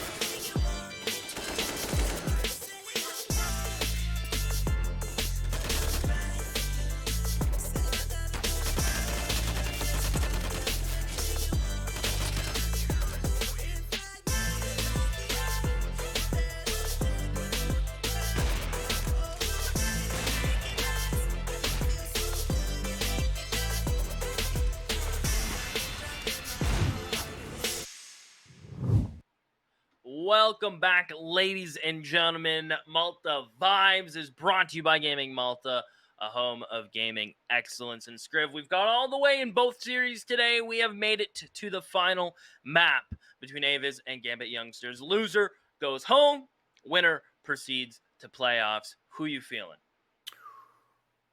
I gotta say, GAMBIT Youngsters, I think they really came online. To be honest, it was weird. I suppose Dust 2 comes close, right? So some mistakes made, a little cold maybe because they'd had a few hours off. But going into Vertigo, they really did look good. Certainly slipping a couple towards the end, but that happens to pretty much every level of team. To be honest with you, they still take it over the line with a pretty clean victory. So I have to go with them, I think. Shiro looking decent on the AWP. Exile and Nafany, for me, though, looking really good across the course of this series. So there's a good few individuals here that I just think AVEZ are going to struggle to get through. But saying that, AVEZ had a super, super clean showing on Train earlier. So we are getting into the knife here. Very quickly into the action. Thank goodness, as we are ready and raring to go here. And I'm sure the boys are as well, right? An hour ahead of me at 12 for the polls, I do believe, and then a couple hours ahead over in Russia. So certainly getting a little late for the guys. Yeah. Getting a little late indeed. And here we go. As you said, knife be live. I would think both teams honestly want that CT side without a doubt. And it seems like AVEZ are going to be the ones to claim it. So they at least win the knife when it truly, truly, truly, truly matters. And they will start CT side without a doubt. Their double up on the side can't come to life. I think Bialy finds nice form here. And more importantly, this is kind of Marcos and Kyler's map. The two players you need to step up and have big moments, Scriv. So promising start offside, and hopefully they're able to recover it. Yeah, they will need to and tap into a little bit of what they found towards the tail end of Vertigo. Let's hope for an exciting showing here. As indeed, some of the Counter-Strike was getting a little messy towards the end. Of course, we've got our boys Lootbet, who've been with us throughout the whole day. Muchly appreciated, as always. And they are once again favouring GAMBIT Youngsters coming into this. But AVEZ CT side start. It was very, very dominant against the Vikings earlier on. It was a while ago now and a very different team. But certainly something that we have to look towards to maybe give AVEZ a sign of hope.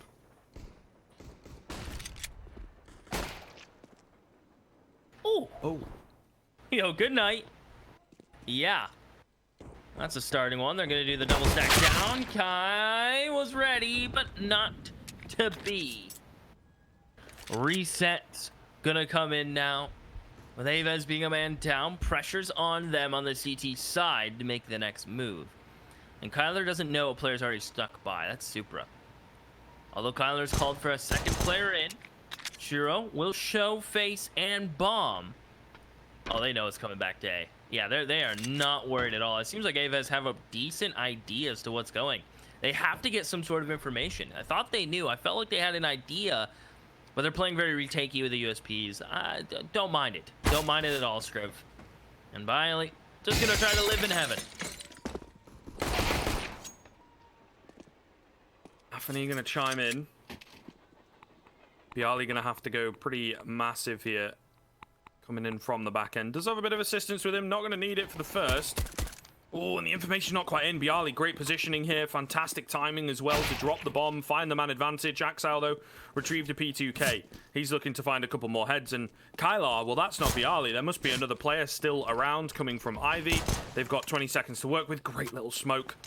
As the P250 pushes forward, Marcos gets a clean one, and it's all left on to Axel. 1v2. As the bomb dropped out in the open, not looking too good. Yeah, Marcos getting the better of the fight there as well. Beautiful stuff as AVEZ will secure the pistol. Bialy, like I say, some great timing from him, but Marcos, good to see him fragging early as well.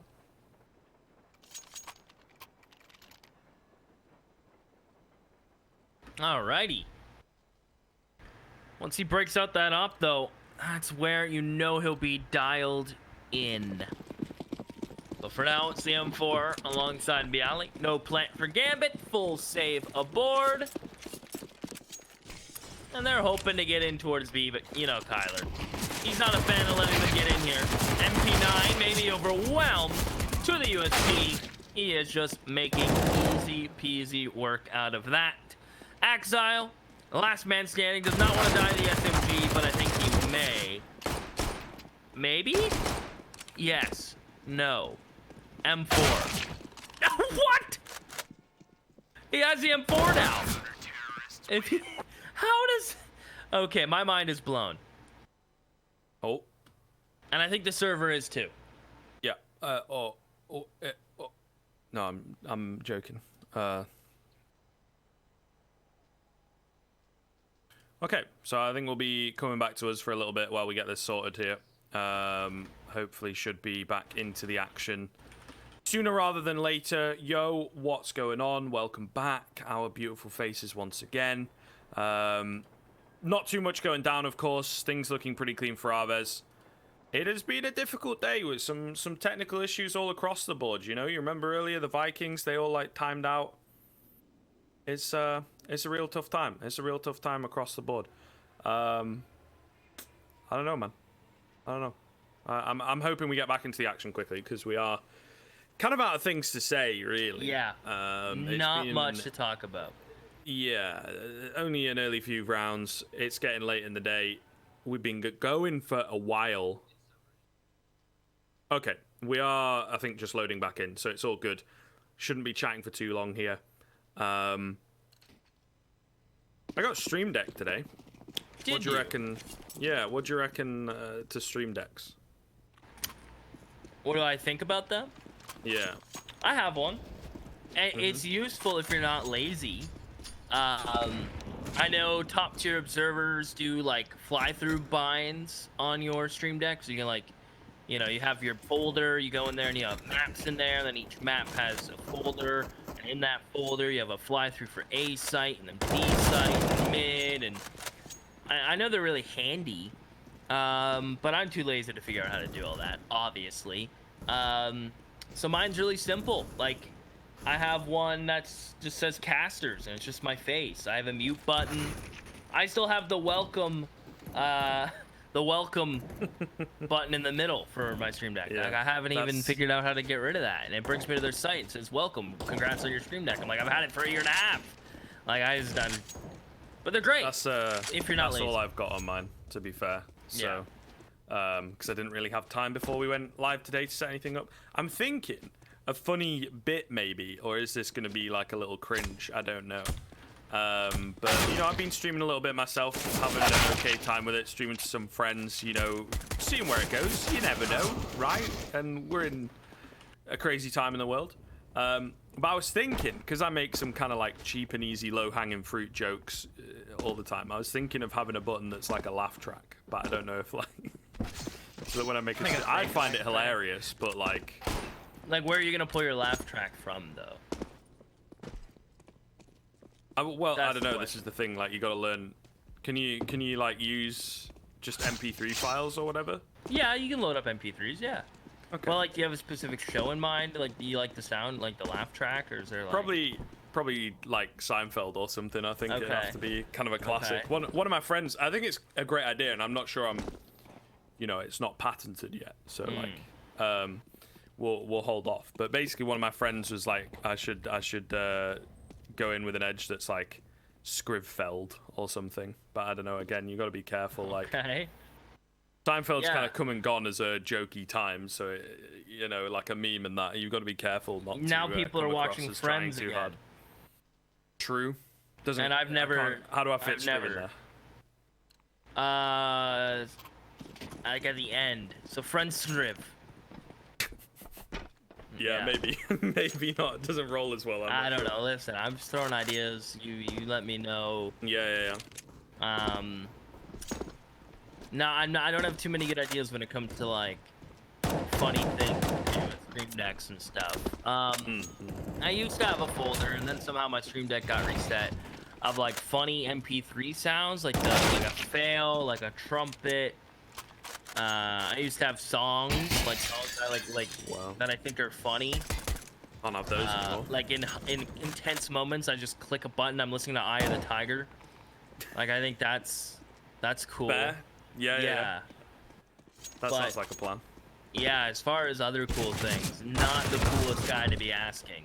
So, I mean, that's fair though. Like, ultimately, I don't know. I like to think when I stream, it's more the like, I don't know, how do I, more of like a personality base kind of thing, rather than like being good at video games.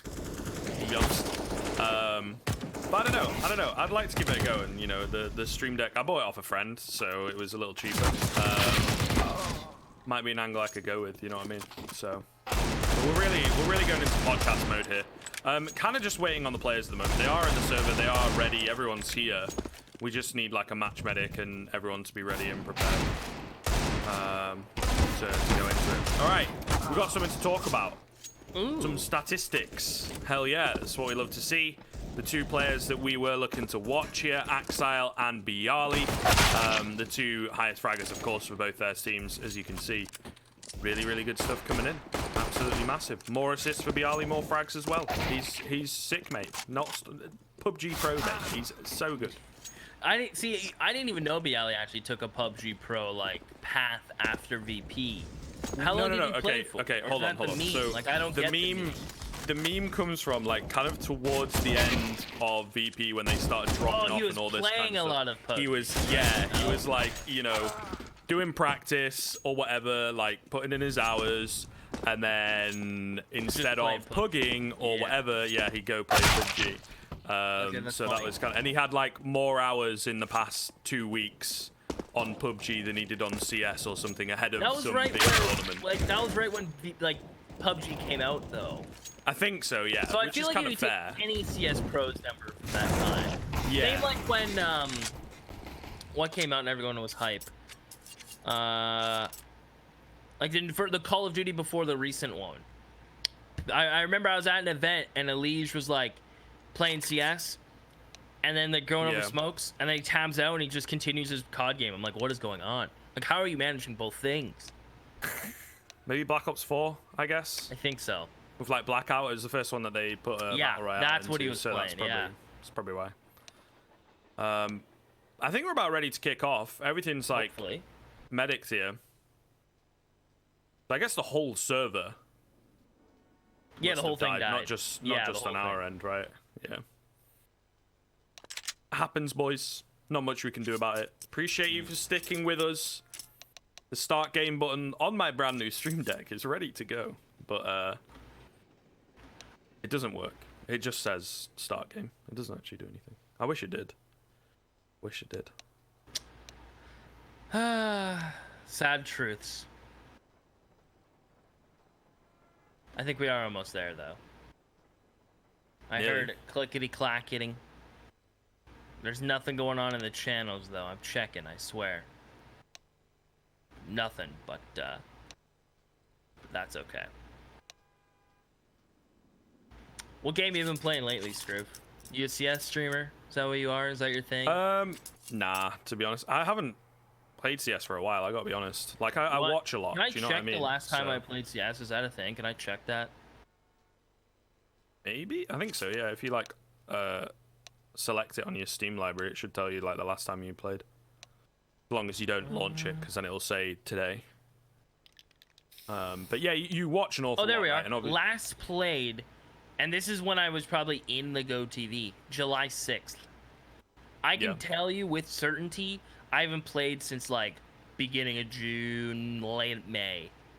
More like beginning of May, actually, is probably more realistic. yeah. And I mean, look, don't get me wrong. Like, I've played an awful lot. And I played a good chunk of the SEA last month. But I don't know, man. You play it, you watch it. You really have to have a love for the game. You know, appreciate those guys who really do just stick to CS. And obviously the pro players, right? I do watch so much though that when it comes to playing, and like I'm other like, tournaments and I'm stuff. not gonna be able to do that.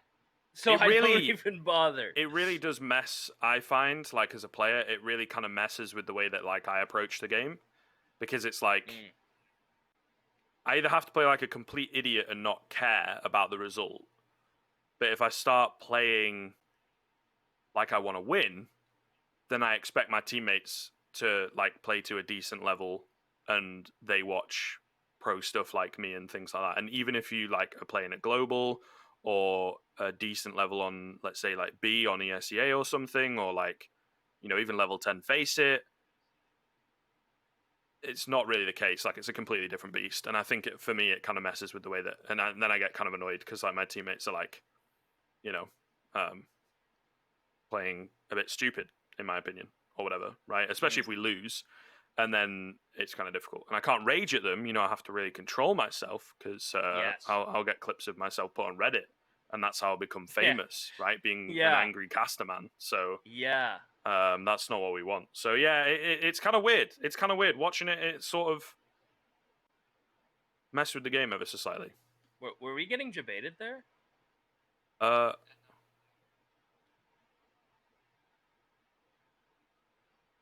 Okay, I see. Okay. I think this feed's coming up for replays and stuff. That's why. So I felt like I was getting baited though, looking at them loading the train. I do feel like I got a little baited there, but that's okay. Yeah. I wish we could have went to break though, because we are out of anything. Yeah, well, we thought it was going to be a quick fix, and that's the issue in it. When you know, it's like, don't worry, guys, it'll be quick. Everyone's told it's going to be quick. There's still kind of some issues, maybe with like loss and things like that. So you know. We're just in hard podcast mode, you know what I'm saying? Yeah. With nothing to talk about. What a shitty podcast. Well, you know, I mean talking about Counter-Strike. People still listen to Joe Rogan, so yeah, and Joe Rogan, they always have random stuff on. Then Joe again, Rogan. He has some banging guests though, doesn't he? Yeah, I don't like, even think people watch for people. Joe Rogan anymore. Like I mean, I still like listening to Joe Rogan, hearing his opinions, but I feel like we've heard so many of his opinions, it's kind of his guests that kind of tie it all together. Yeah, I watch a lot of yeah. Oh, we're back. Okay. Hallelujah. Amazing. Counter-Strike. Amazing. Joe Rogan play Counter-Strike? No spam. Rip Joe Rogan in chat. But I think he had nothing on once. Yeah, he did. He used to play a lot of Quake back in the day, right? I believe so. Yeah, he was more of a Quake guy. Yeah. Yeah. So respectable. For sure. I never really got into Quake. My brother got quite into Quake, even like the older versions when he's like younger than me. So that was kind of strange to see. I was like, bro, what is this? What is this view model? But yeah, either way, we're into the Counter-Strike, baby. It's been a while, but we're back. Let's get it. We have stopped talking. Casters have started game. Our egos have finally, you know, been put on hold because we definitely just love talking for 10 minutes about nothing. But here we are. Jokes aside, getting back into the action, it's been an awfully long pause. AVEZ, of course, looking good early on here. 2 rounds in a row. Pretty dominant pistol coming in from them. And then a nice, easy cleanup into the next. And then we have, of course, the buy round coming through. AWP out for the T side. Glass cannon. But it is in play nonetheless. Yeah, good old AWP in Shiro's hands.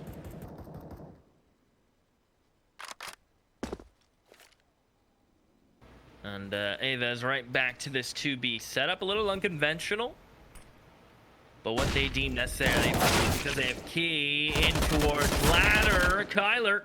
The Og, we've seen him get an ace here before. Not going to escape Shiro. And as his bomb goes down, Kai with the flank, but no, not to be. Leaving Bialy and Narot, who, by the way, have no clue this flank's coming through. They are going to be punished shortly. And as Narot starts to make some noise, Exile may elect to just take a peek. There's the flank. Narot's dead to rights, and there it is. Gambit youngsters. Guns come out, and the round will follow.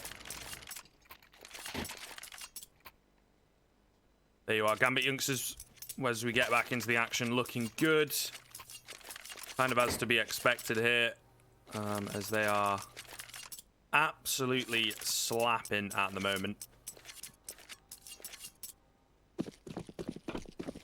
See whether they can keep this going here. It's looking likely because AVEZ are in with their first solid eco here. I think a few P250s in action. A Deagle, in fact, for Kai. So that could be interesting to watch later on in the round. See whether it keeps on going here for Gambit youngsters. Looking good. Nafany going to open up.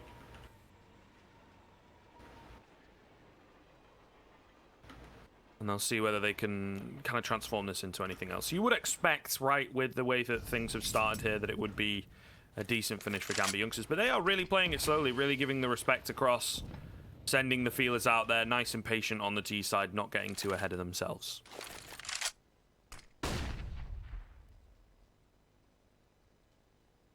Not wanting to get cut off by these pistols. Look for Gambit to group here. A good molly into T-Con. I don't believe it'll spread to Marcos, though. Yeah, he's okay. Lucky, but he's okay. Sad part is no one's going to come check it now. He'll hear the rotate of Shiro. He knows exactly what's happening. And look for AVEZ to do one of two things. Push T-Con together now, or immediately flank. And there you go. Marcos feels like the timing's good. He's going to go. He'll tell the rest of the team to hard rotate after face checking Ivy. And instead, they're just going to ignore Ivy and hard rotate quickly. There's a player on site, and not for long. Bomb can get planted. Round should follow. Narot gets the one, but that is all, and that is it. That should be round. That should be seen. It'll be 2-2. Yeah, really playing it well, though. Gambit youngsters definitely, I think, you know, losing that first map has given them an awful lot of respect.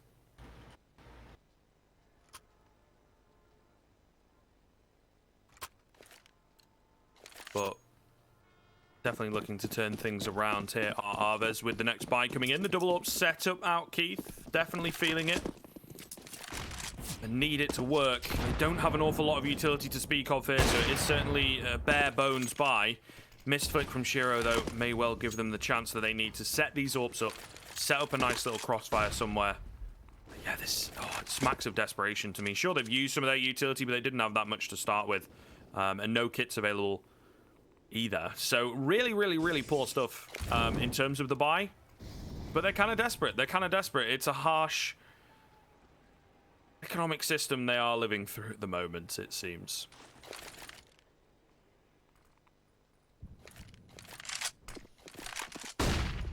Tough times indeed. Smoke out of Ivy. They're going to try to wrap in towards B. What a flick down from Narot. Removes the heavy hitter in Shiro. Tyler still alive, top blue. Spinning around wildly, will finally have to get put down by Gambit youngsters. Bialy's with the flank, and it is a little quick paced. He's done it with haste, and Kaya's behind him. The real only choice they have is either walk through that smoke or save. And yeah, that is the answer. Back up they will. 3 for Gambit, and just because you think they're saving these 2 rifles will be a buy next, I'm sorry to let you know, but it will be a save around these guns. That is the wise choice.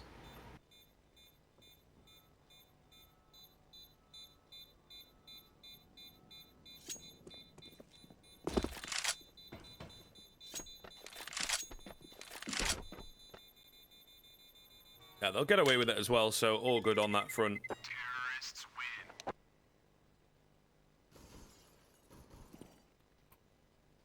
As we move into the next round, what do they opt to do? As you said, it should be a save. Looks like that's going to be the case. A few upgraded pistols being purchased up, so yeah. Going to play it nice and safe here. Gambit youngsters looking set to get a 4th, unless Kai or Bialy, or the 2 of them, can pull off a spicy round. Yeah, slow stuff so far for Gambit youngsters. Really playing methodical and getting the better of AVEZ in so many different ways once the rifles have come into play. Really utilizing their utility and their individuals very well indeed. So hopefully it does continue for them. On the T side, bear in mind, again, where AVEZ had an incredible 15 rounds in a row on this CT side. So if they're able to shut down the CT side, Gambit youngsters probably in for a nice time on their own in the second half.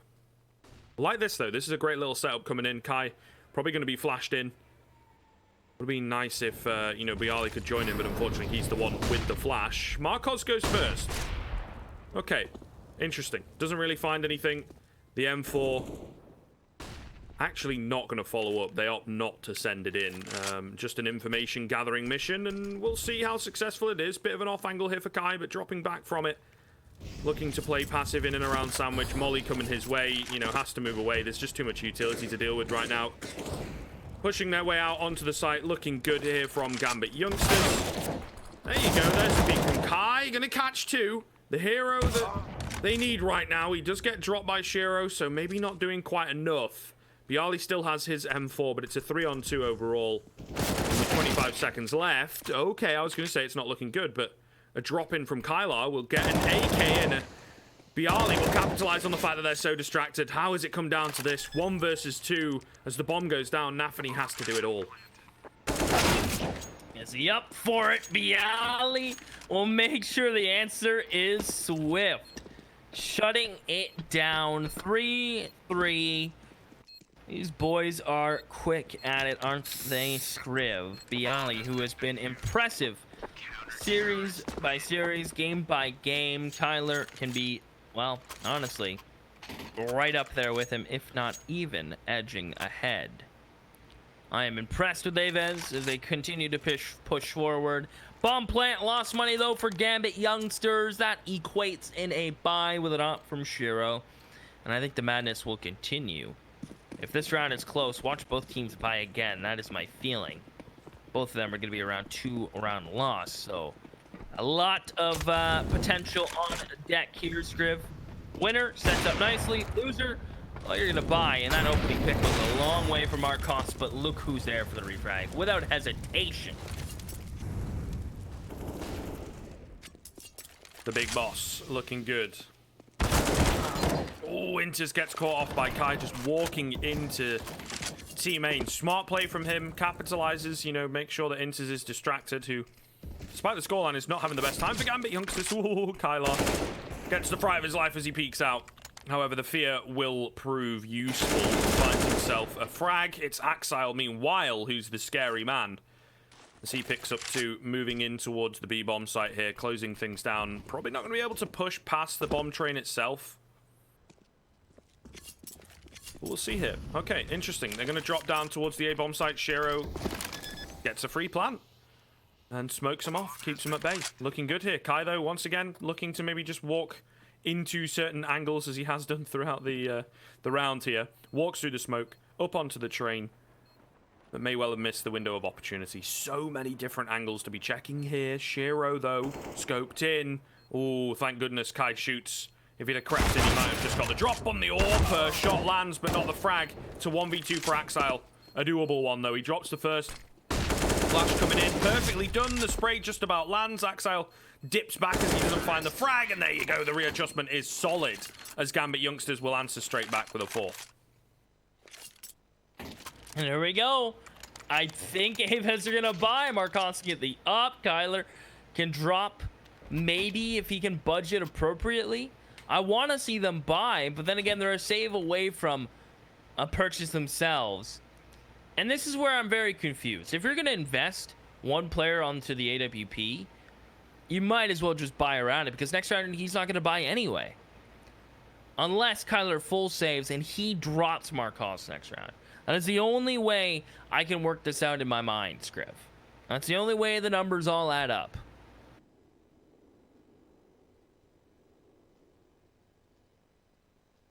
And I think that's what's happening, because I think Kyler's already bought a dig and a smoke, which is $1,000.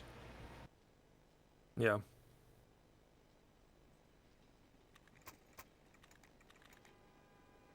Interesting. Interesting. Gambit youngsters, though, in a really good spot, you have to say. Keeping it close on the T side is a really good feeling, and finding the return rounds as quickly as they lose them. Looking very, very confident, I think, coming into train, right? The sigh of relief. They were like, whoa, dust 2. That's a massive blip on the radar. Kai up and down with the Zeus, not finding a target. Marcos will, however, get one of his own. There you go. 5-on-4 coming in. Looking very good indeed. Molly keeping them at bay just for a moment here. Super are going to start to peek, and there's so many players stacked on top of each other, and easy stuff. He and Inter's making quick work of the A defense. Marcos has found a frag, but Marcos will probably look to save going into the next round. Taking a long-range angle. Kylar on the Deeg, though. Yeah, they're just going to group up here and attempt to work together in order to bring this AWP forwards. If they come B, cool, we'll fight them, but it's just not going to be the case here. So it should be a 5th round for Gambit youngsters with little to no resistance.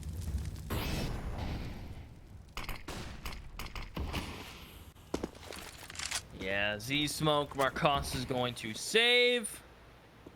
No worries there. Kyler's going to do a little bit of hunting, but not sure how much he's going to find. Yeah, he's kind of just chilling up near kitchen. Gambit get a 5th, which is already okay on the T side. Not many more to go for them, which means pressure is really on AVEZ, right? Where are they going to be able to find a foothold? Can they make a stand? They showed CT side first, and with Gambit youngsters, this back and forth early exchange typically favors the T side, and that is most certainly the case right now.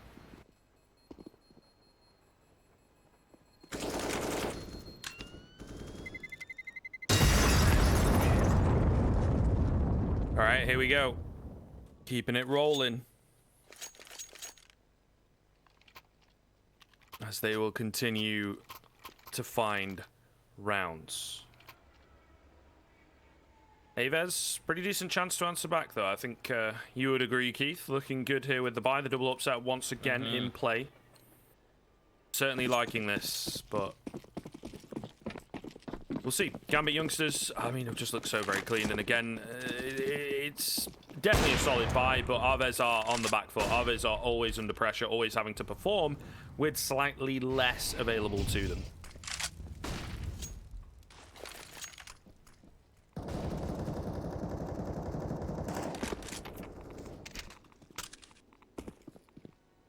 Without a doubt. And with these double ops, it allows them to keep 2 in towards B. A lot of pressure on Narot and Marcos, who, by the way, are positioned right beside each other. Basically butts touching on red. Both sides of red. One T-Con, one ladder. They've lost both B players, and that's an instant save call. Yeah, there's no way you're taking B with double AWPs. It's just not going to happen. Gambit youngsters will jump to 6, and I am very shocked that that upper hit was able to net both kills on these B players. AVEZ, were they out of utility? I didn't really catch that, Scriv, but that just shouldn't happen. And there's no way they're going to be ready for that Fanny B on this corner. That is a dagger into the backs. Marcos is going to run towards Ivy now, because that is the only place they can necessarily live. And Gambit youngsters, I bet they commit another rifle to this.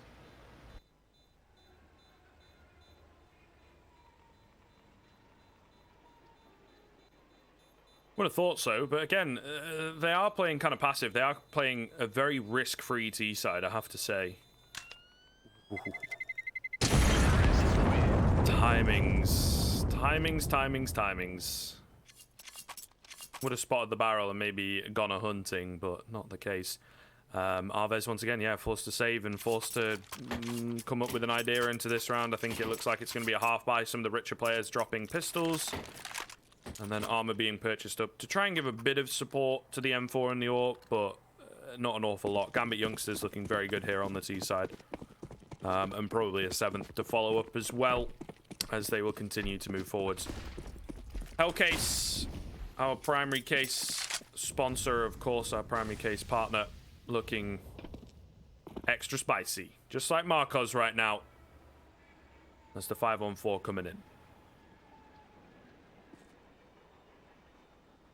Yeah, this is Marcos's map. No ifs, ands, or buts. He has his way when he has that op in his presence. Kyler, no AUG, just a CZ from top train. Not enough for him to get the job done. All right, now sees the player Umper posted on him. He's trying to dance around these trains and maybe find a way up. And now he's tying to 2 HP, so he may want to find a way out, not necessarily just up. As Inters is getting aggressive, he's in the back lines. That's a freebie for Bialy. Shiro could use some help. There's Narok getting involved on 2 HP. Tactile alone now. He's gonna get sprayed down. He has a molly for the bomb. Marcos has a smoke though. There's the smoke. Molly goes out. Marcos has to get on the bomb. He's the only one with a kit. Naxile's not gonna bother. Somehow they pull it away, Scriv. Gambit youngsters. I don't know if you noticed, but they settled into a old bad habit of Gambit youngsters. Bad post plants and not great one-on-ones. Yeah. Getting ahead of themselves. I think they're feeling a little bit overconfident, right? The way that rounds have been going so very successfully for them. They're just not in the right mindset. They're not checking themselves properly. So, certainly paying a little price there. Has to be said. But we'll see here. Plenty of money to bounce back with, right? Able to buy up quite easily. See whether things keep on going in that sense. Bialy gonna find the first one to Inters though. We've got another frag coming in from Kyle. Okay, that's a bit weird. Now we're not going for the no scope, as Nafany will creep in and find a quick one onto Bialy, but certainly not looking too good here. Shiro will take down Kai, however, but it does seem like AVEZ bouncing back towards the tail end of this first half. They'll have themselves an advantage. It's a slim one, so certainly got to be careful here. But all the same, looking pretty good to take it over the line.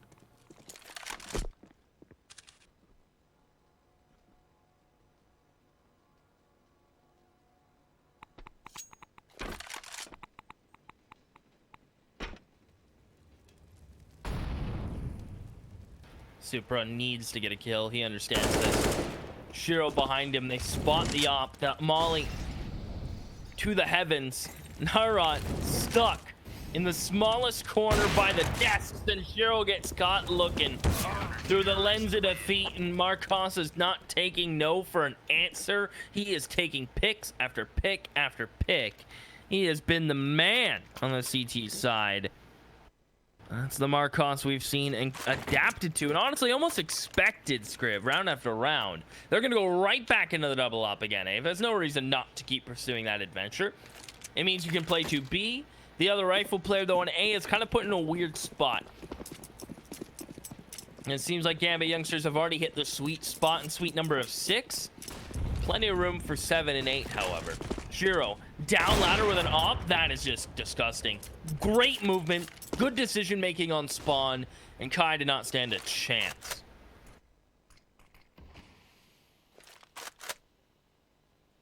This is the thing as well, right? With, you know, taking a while to get rolling, that one mistake can really cost you.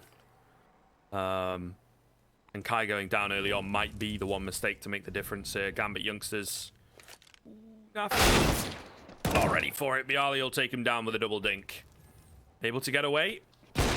Actually sticks around for the fight. I'm not sure if I'm a massive fan of that, to be honest, Bialy. I appreciate the confidence, but the advantage that, you know, they'd nullified is very quickly thrown back in favor of Gambit youngsters, and now your defense is even weaker. So, thank goodness, you know, Kylar's in an aggressive position on B and looking very confident over there. Does mean that you can kind of dedicate more of the resources towards A, and the double up setup here could be difficult to get through. Markov's finding one. Axile on top of Blue Train, going to be spotted out by Naurot. There it is, the double up setup, absolutely deadly, and he finds the kill onto Inters as well, who's not been hitting his shots on Train. And a 1v3 for Shiro. He's not able to win it. Kylar comes in at the perfect time, and AVEZ will turn that one around. Get their 6th, even things up, and maybe even take the lead. Look at the money here, Keith. It's, well, I mean, you can't, because it's really not comfortable at the moment for T side. Yeah, very late to have it broken as well. Unfortunate time to have to give a round back to AVEZ, who, if they go flawless here, have had a really good CT side, all things considered. They've had rounds they've had to save and have been hunted. Rounds where the B players don't get a single kill. We've kind of had the two sides of the coin of AVEZ. From aggressive pop off, op pick AVEZ to Turtle have to save, get run over AVEZ. It's been a wild kind of emotional ride. We're nearing the end of this first half of it. Hoping that these pistols from GAMBIT won't be able to do much, but on a map like Train, this isn't Vertigo. It should be okay to be safe in these back lanes, Scriv. Hopefully. I say that on bated breath, though.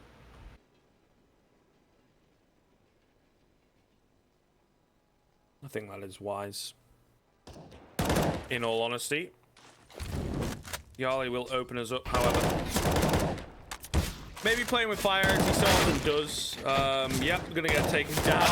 Okay, Shiro! Hello? Oh, no, not like this, AVEZ, not like this, surely not. I don't believe it, Shiro. Coming in with 4 Deagle headshots in about as many seconds. And Kylar is the only one left. Oh my goodness. How has he pulled that off? It's a shame we missed him. We weren't expecting this from nothing but a Deagle. Maybe if he had armor.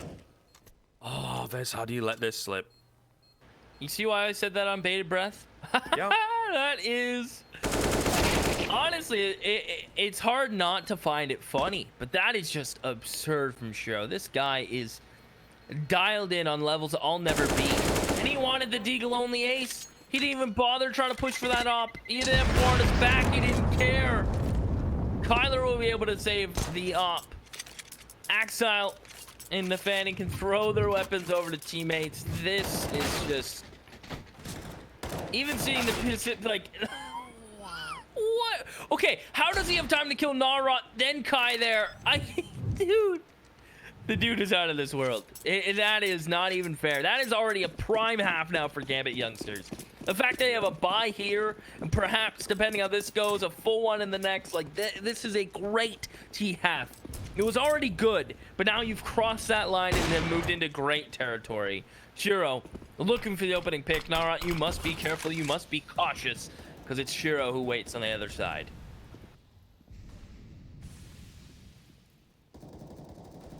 And he's got the better version of the Deagle, of course.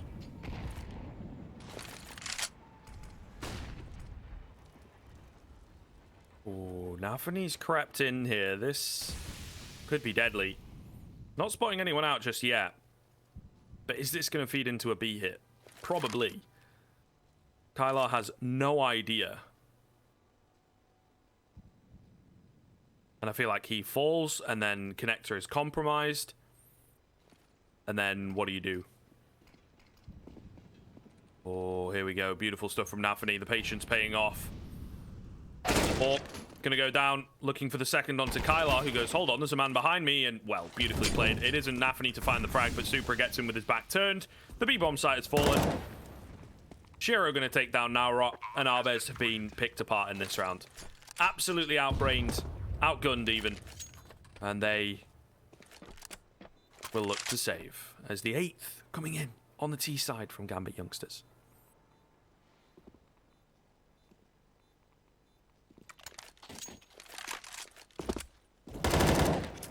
Yeah, there it is. Kai and Bialy will try, but obviously the B site is on the opposite side of the map where these kills are coming in. GAMBIT youngsters, as you mentioned, Scriv, there is an echo. They will get up to 8. AVEZ, they're going to be upless. That's going to be painful. Kai, why peek? Why peek? Why? Why? Question mark, question mark, question mark, why? That's how I feel, Scriv. Yeah. I get you, dog. I get you. That's, It's just, it's not even like a question of wanting to get more kills. Like, you need this rifle for the last round. Now look at this team's buy. It could have, you could have dropped. You could have saved that rifle with the utility you had. I think you even had a kit. Honestly, it could have just made all the difference here. well, it won't. So, you know, sucks, man. Great flash, though. Okay, jumping Deeg. What's going on with the Deagles right now? There you go. Shiro answering back with one. Doesn't even want to use the AWP. Meanwhile, on B, all the kills go in the way of Gambit youngsters. And that's the round. That's the half, folks. See you in the next one. Bialy 1v4. Gonna go down to Axile, who gets himself a nice little 2k alongside Supra. So quick finish coming in from Gambit youngsters. Bit of craziness at Ivy. Will be the 9th round on the T side, though. That's really good stuff. And again, we kind of clocked AVEZ to be this CT-sided team. And I think they have kind of burnt out and met their maker in the form of Gambit youngsters. Well, here we go. Pistol becomes important in the sense that I don't think AVEZ can afford a slow start on this T side. I think once Gambit, if they win Pistol, it sets them up to get the op out at an accelerated rate. It sets them up to build that CT economy that they're really good at. And it's hard to shut down Shiro when he's flying all over the trains with an op and Axile's getting aggressive and in your face with the backup of Supra. I think AVEZ are not out of this by any means, but they're going to have to play it to their game and not bow to Gambit. Do not allow those ops to wreak havoc on you. Have a strong default. Get that map control. Molly up or B if you want to go for that control, right? Have good utility usage, Ivy. Hey, don't be afraid to go for those explosive outside takes that we know they're good at, but they have to be able to find a way to shut down Shiro towards outside. I don't necessarily have an answer as to how. Yeah, I do not envy their position right now. AVEZ not making life easy for themselves coming into the second half. That is for shizzle.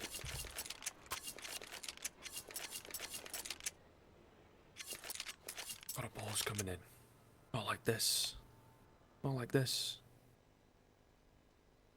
Get rolling, boys. Let's get moving. On. You know, especially if you're AVEZ, you want to get going here, man. Really need to get going. Yeah, you don't want to wait around, do you? Right. This is getting into the dangerous territory, my boys, my guys.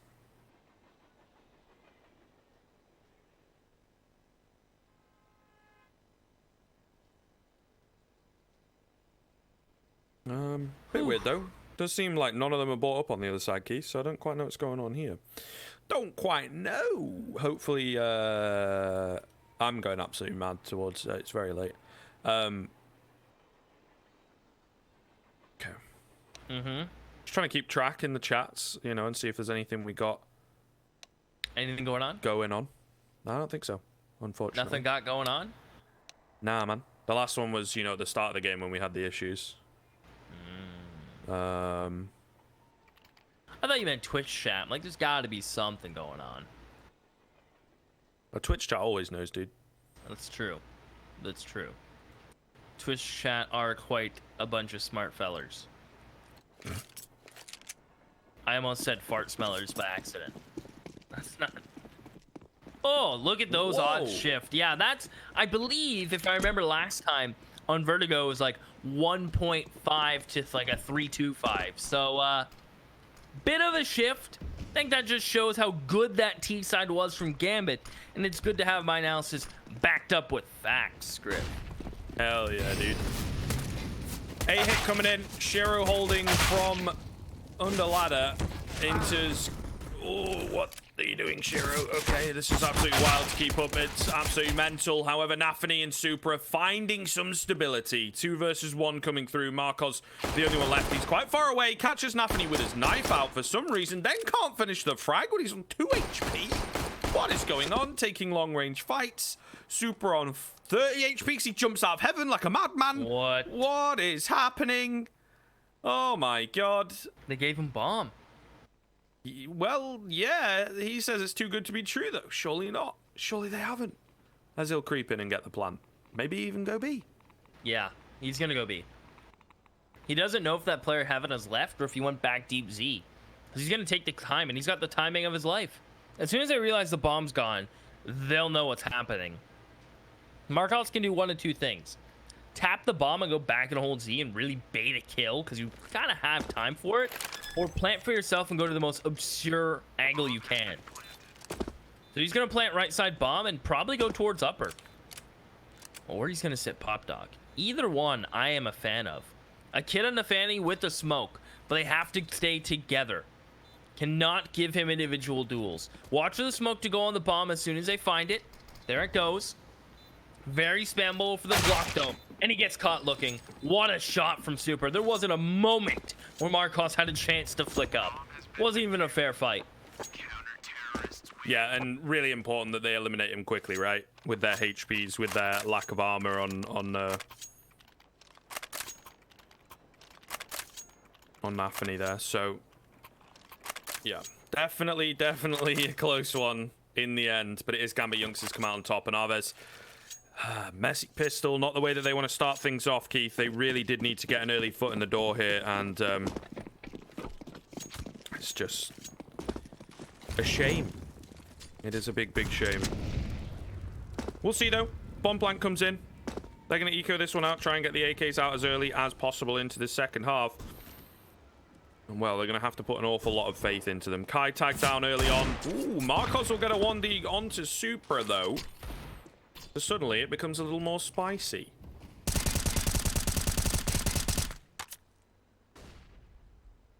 Bit of spam coming in. And look at how much control the CTs have. Nafany is pushed all the way through. No one's going to expect this. This is so quick. Like, it's not even fair. That is if his teammates can stay alive long enough for Nafany to really shut this round down. And look at Kai. Beautiful timing on this. Nafany gets 2, and that's bombed. And Turds gets caught looking one way. And it's a 2v2. Kyler picks up the FAMAS, run over by Nafany, and leaves Marcos alone, M4 in hand, but he needs that bomb. That cheeky little bomb, and he gets scout tagged up. Nafany's looking to make more money, and he'll get 4. Now, what do those MP9 kills mean? Well, it means Nafany can drop an op. He's going to hang on to that M4. Watch him buy an op for Shiro. Yeah. He honestly, if he doesn't get those 4 SMG kills, they're in so much trouble. This buy is awful. But the fact that Fanny gets 4 and maintains, honestly, he's the reason this buy looks so good.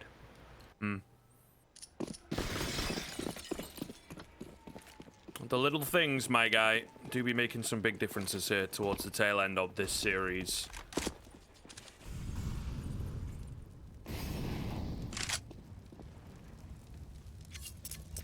Gambit Youngsters dodging away from the flashbang, but Shiro on the repeat gets clapped out by Bialy and Kai. Beautiful stuff coming in from them. It'll be an early opener for AVEZ. Axile now, an awkward swap swaps across to the Deagle, but the flashes are not sound. The return flash from the T side is fantastic. Kai gets 2 and looks to finish the round here and now. Super and Nafany trying to hold things down, mainly just Nafany on this A bomb site. Loses the fights, and Supra will be the only one left. Wow, AVEZ have just ripped them apart on the A site. Kai particularly. Brilliant round coming in.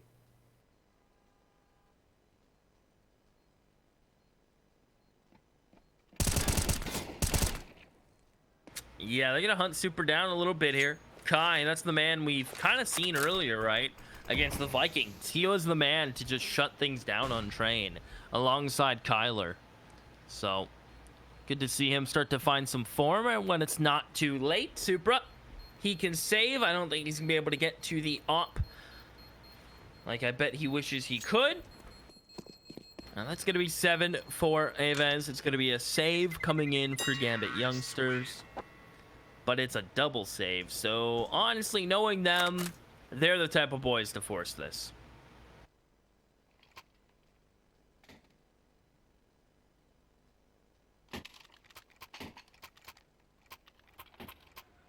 Yeah, gonna go for it, even out their economy, right? And try and keep the pressure on. They have a good amount of rounds to work with, lost burners stacking up, etc., etc. But yeah, I think it definitely is a case of just evening things out and maybe giving it a good go. I mean, train force buys on the CT side, pretty solid, definitely workable. Long range angles, the Super are going to get tagged down early on. Very, very heavily indeed over on that B bomb side. Not the best of starts.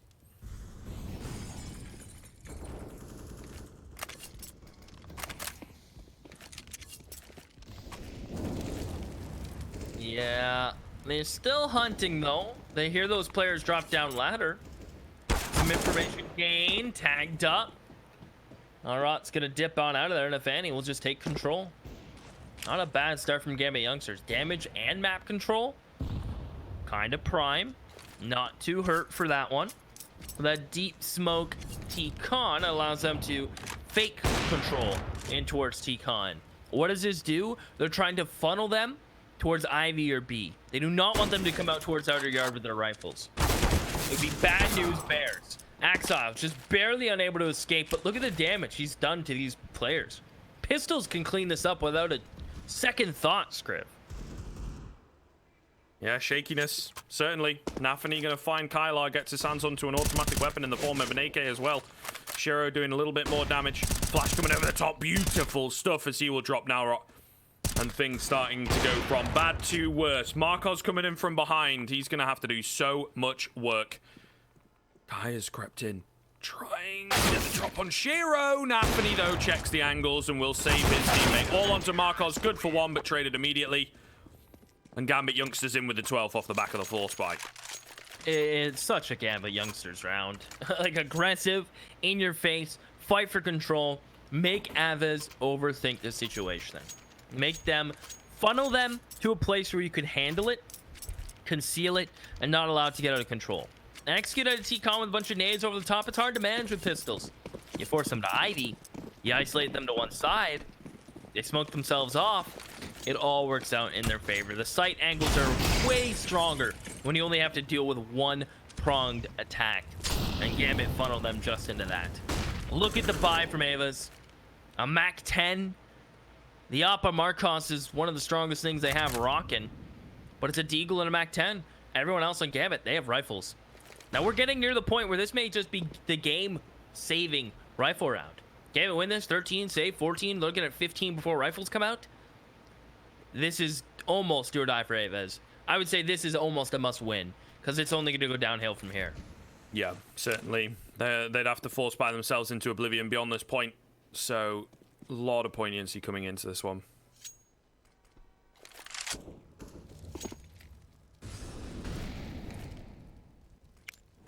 Utility over the top. Nice little running Molotov there. Kind of cool to see. Over towards the kind of connector sidewalk position. You know, that little spot where the Orps love to sit. Not really moving forwards. Not capitalizing on it. What do they do now? They have barely any utility to work with. Great little angle here from Kai. Marcos as well going to chime in with the AWP. Now Rot looking good on the push forwards. Certainly got a feel for the observer there. There's a lot of action going on across the map. Very hard to keep up with.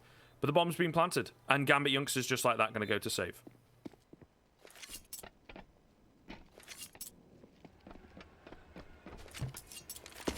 All right. I am flabbergasted. That's still a word people use, right? Flabbergasted. I think that means to take one's gas away. I actually don't know. But it sounded pretty convincing. If you say something with enough conviction, it does sound very convincing, I'd like to think, Scriv.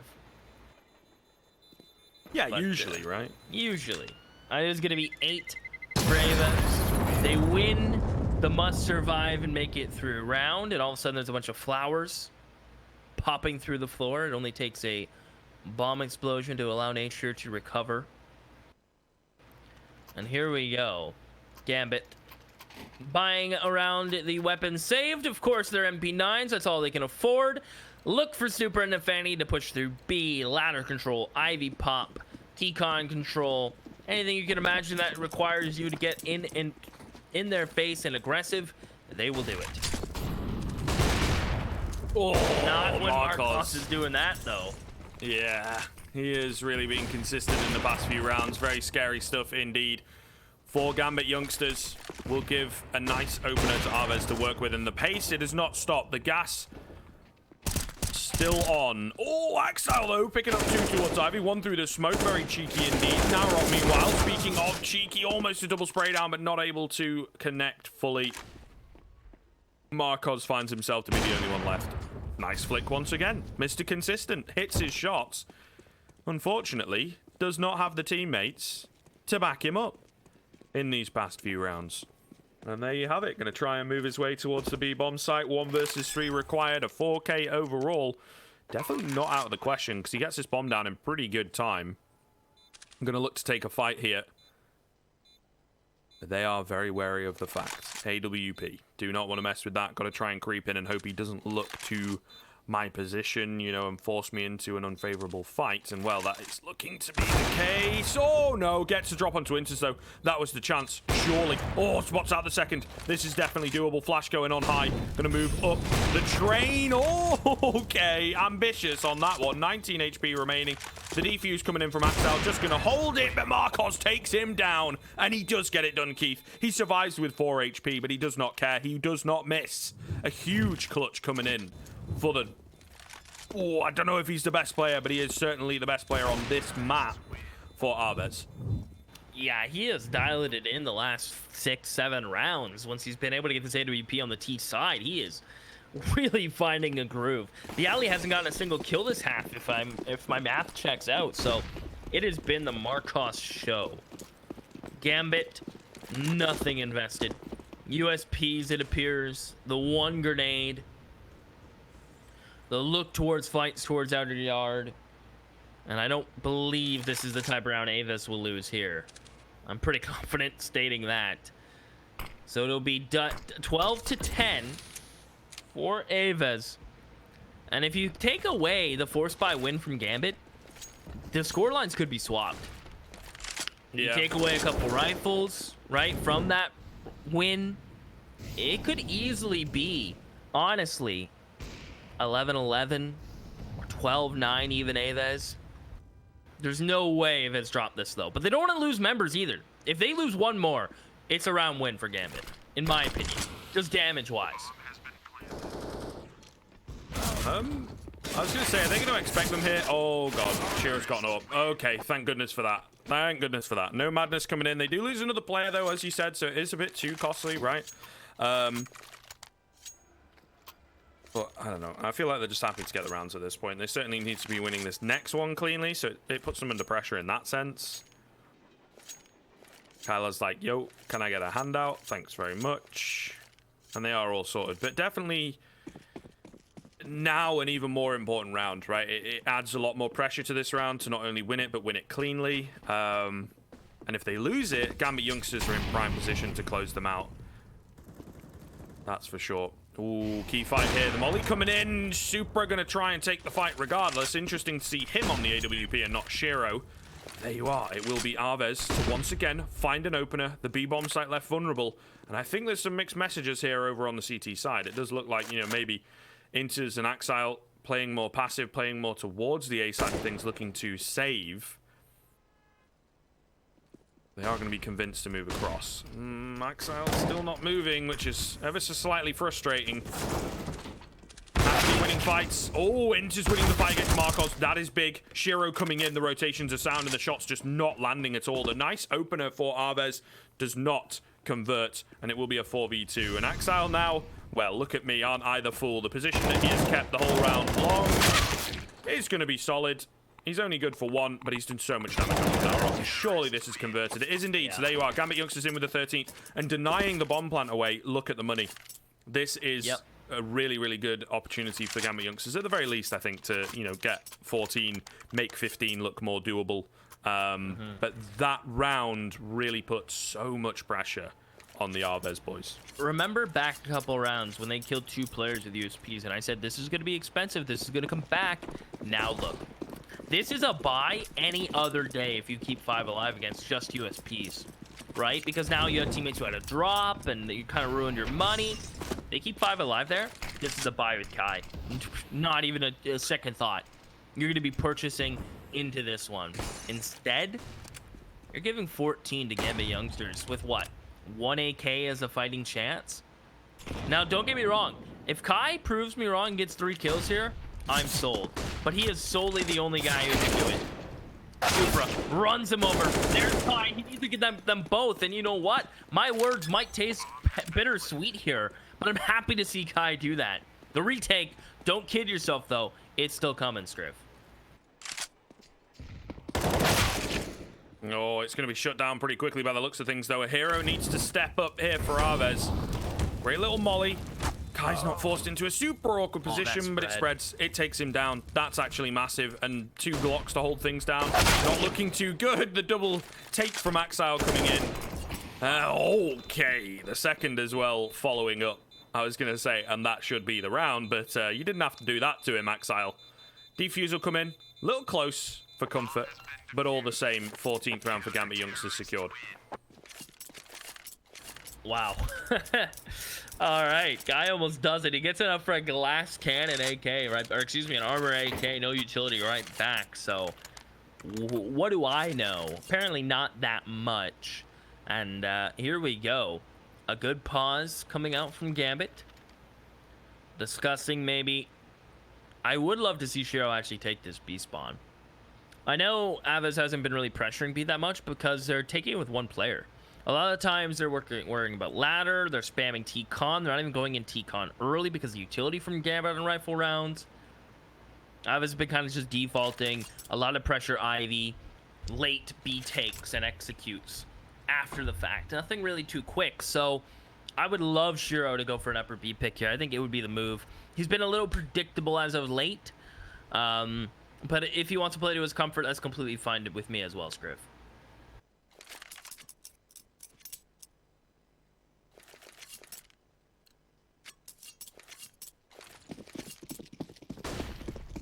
Well, here we go. Do or die, Keith. Do or die coming in. Gambit Youngsters looking to clean things up here on the 3rd and final map of this series. It has been a long one. It has been a grueling one, starting us off with an overtime. And then Gambit Youngsters coming back in a big, big way on Vertigo when they look so deflated after Dust 2. Been a strange one. Definitely a lot to go back and learn from, and perhaps maybe even to the drawing board for some of the Gambit Youngsters members. But if they're able to take it over the line, I think they will be happy in the end. Ooh, Axile, gotta be so careful. Just on the other smoke awaits perhaps his death. The nade not quite doing as much damage as he would like, but a fair chunk. Meanwhile, over on B, a lot of noise being made by AVEZ to try and bait some rotations. They're not biting, though, and a great spot from Axile, able to pick up 1. Ivy going for the swing to find a few more. Meanwhile, over at Hot Dog here, Inter's going to stand strong. Axile does fall, but surely 4 versus 2, that should be the round. Shiro, clean as you like, and Marcos, the only one left. Misses his shot, gives his position away, and surely dead to rights here. He will be indeed, the 15th coming in. 5 map and series points to play for here for Gambit Youngsters. Should be able to take it over the line as well. Look at the buy. Yeah, I was gonna say AVEZ are completely broke. Nothing really to work with. I wouldn't mind to see a couple more downgrades, right? I mean, they really have no choice, but any utility here is good utility. Create that space. Deagle's utility, the 1 AUG, the lone rifle you have. It's got to be a set piece towards B. Yeah, it's your only option. You're very, very, very limited. And look at Gambit Youngsters. Keep an eye on that minimap. 7 is pushed all the way through Ivy. No one's there, but that's so much info gained. They're gonna allow. That's gonna immediately allow them to cheat a second to B. And there they go. They may even send 2. It is gonna be Shiro to get over here with the AWP. He'll hold lower or upper, wherever they want, whatever setup they choose. AVEZ are in some trouble. Odds stacked against them, right? And they've not done well when the odds have indeed been out of favor.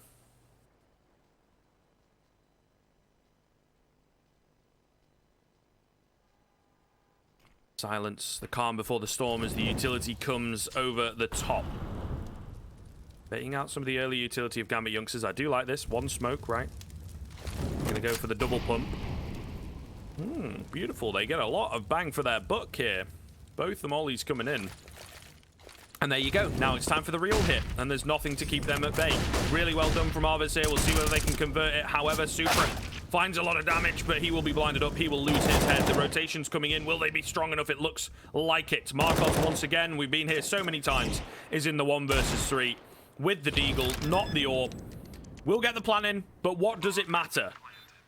He's got 5 bullets to work with. He needs to find 3 heads, and he cannot find a single one. There you go. Gambit youngsters will take it over the line. 16 to 10, 2 to 1. AVEZ, to be fair to them, putting up a really, really good fight. But Gambit youngsters, it has to be said, not playing like their usual selves. Today, it looks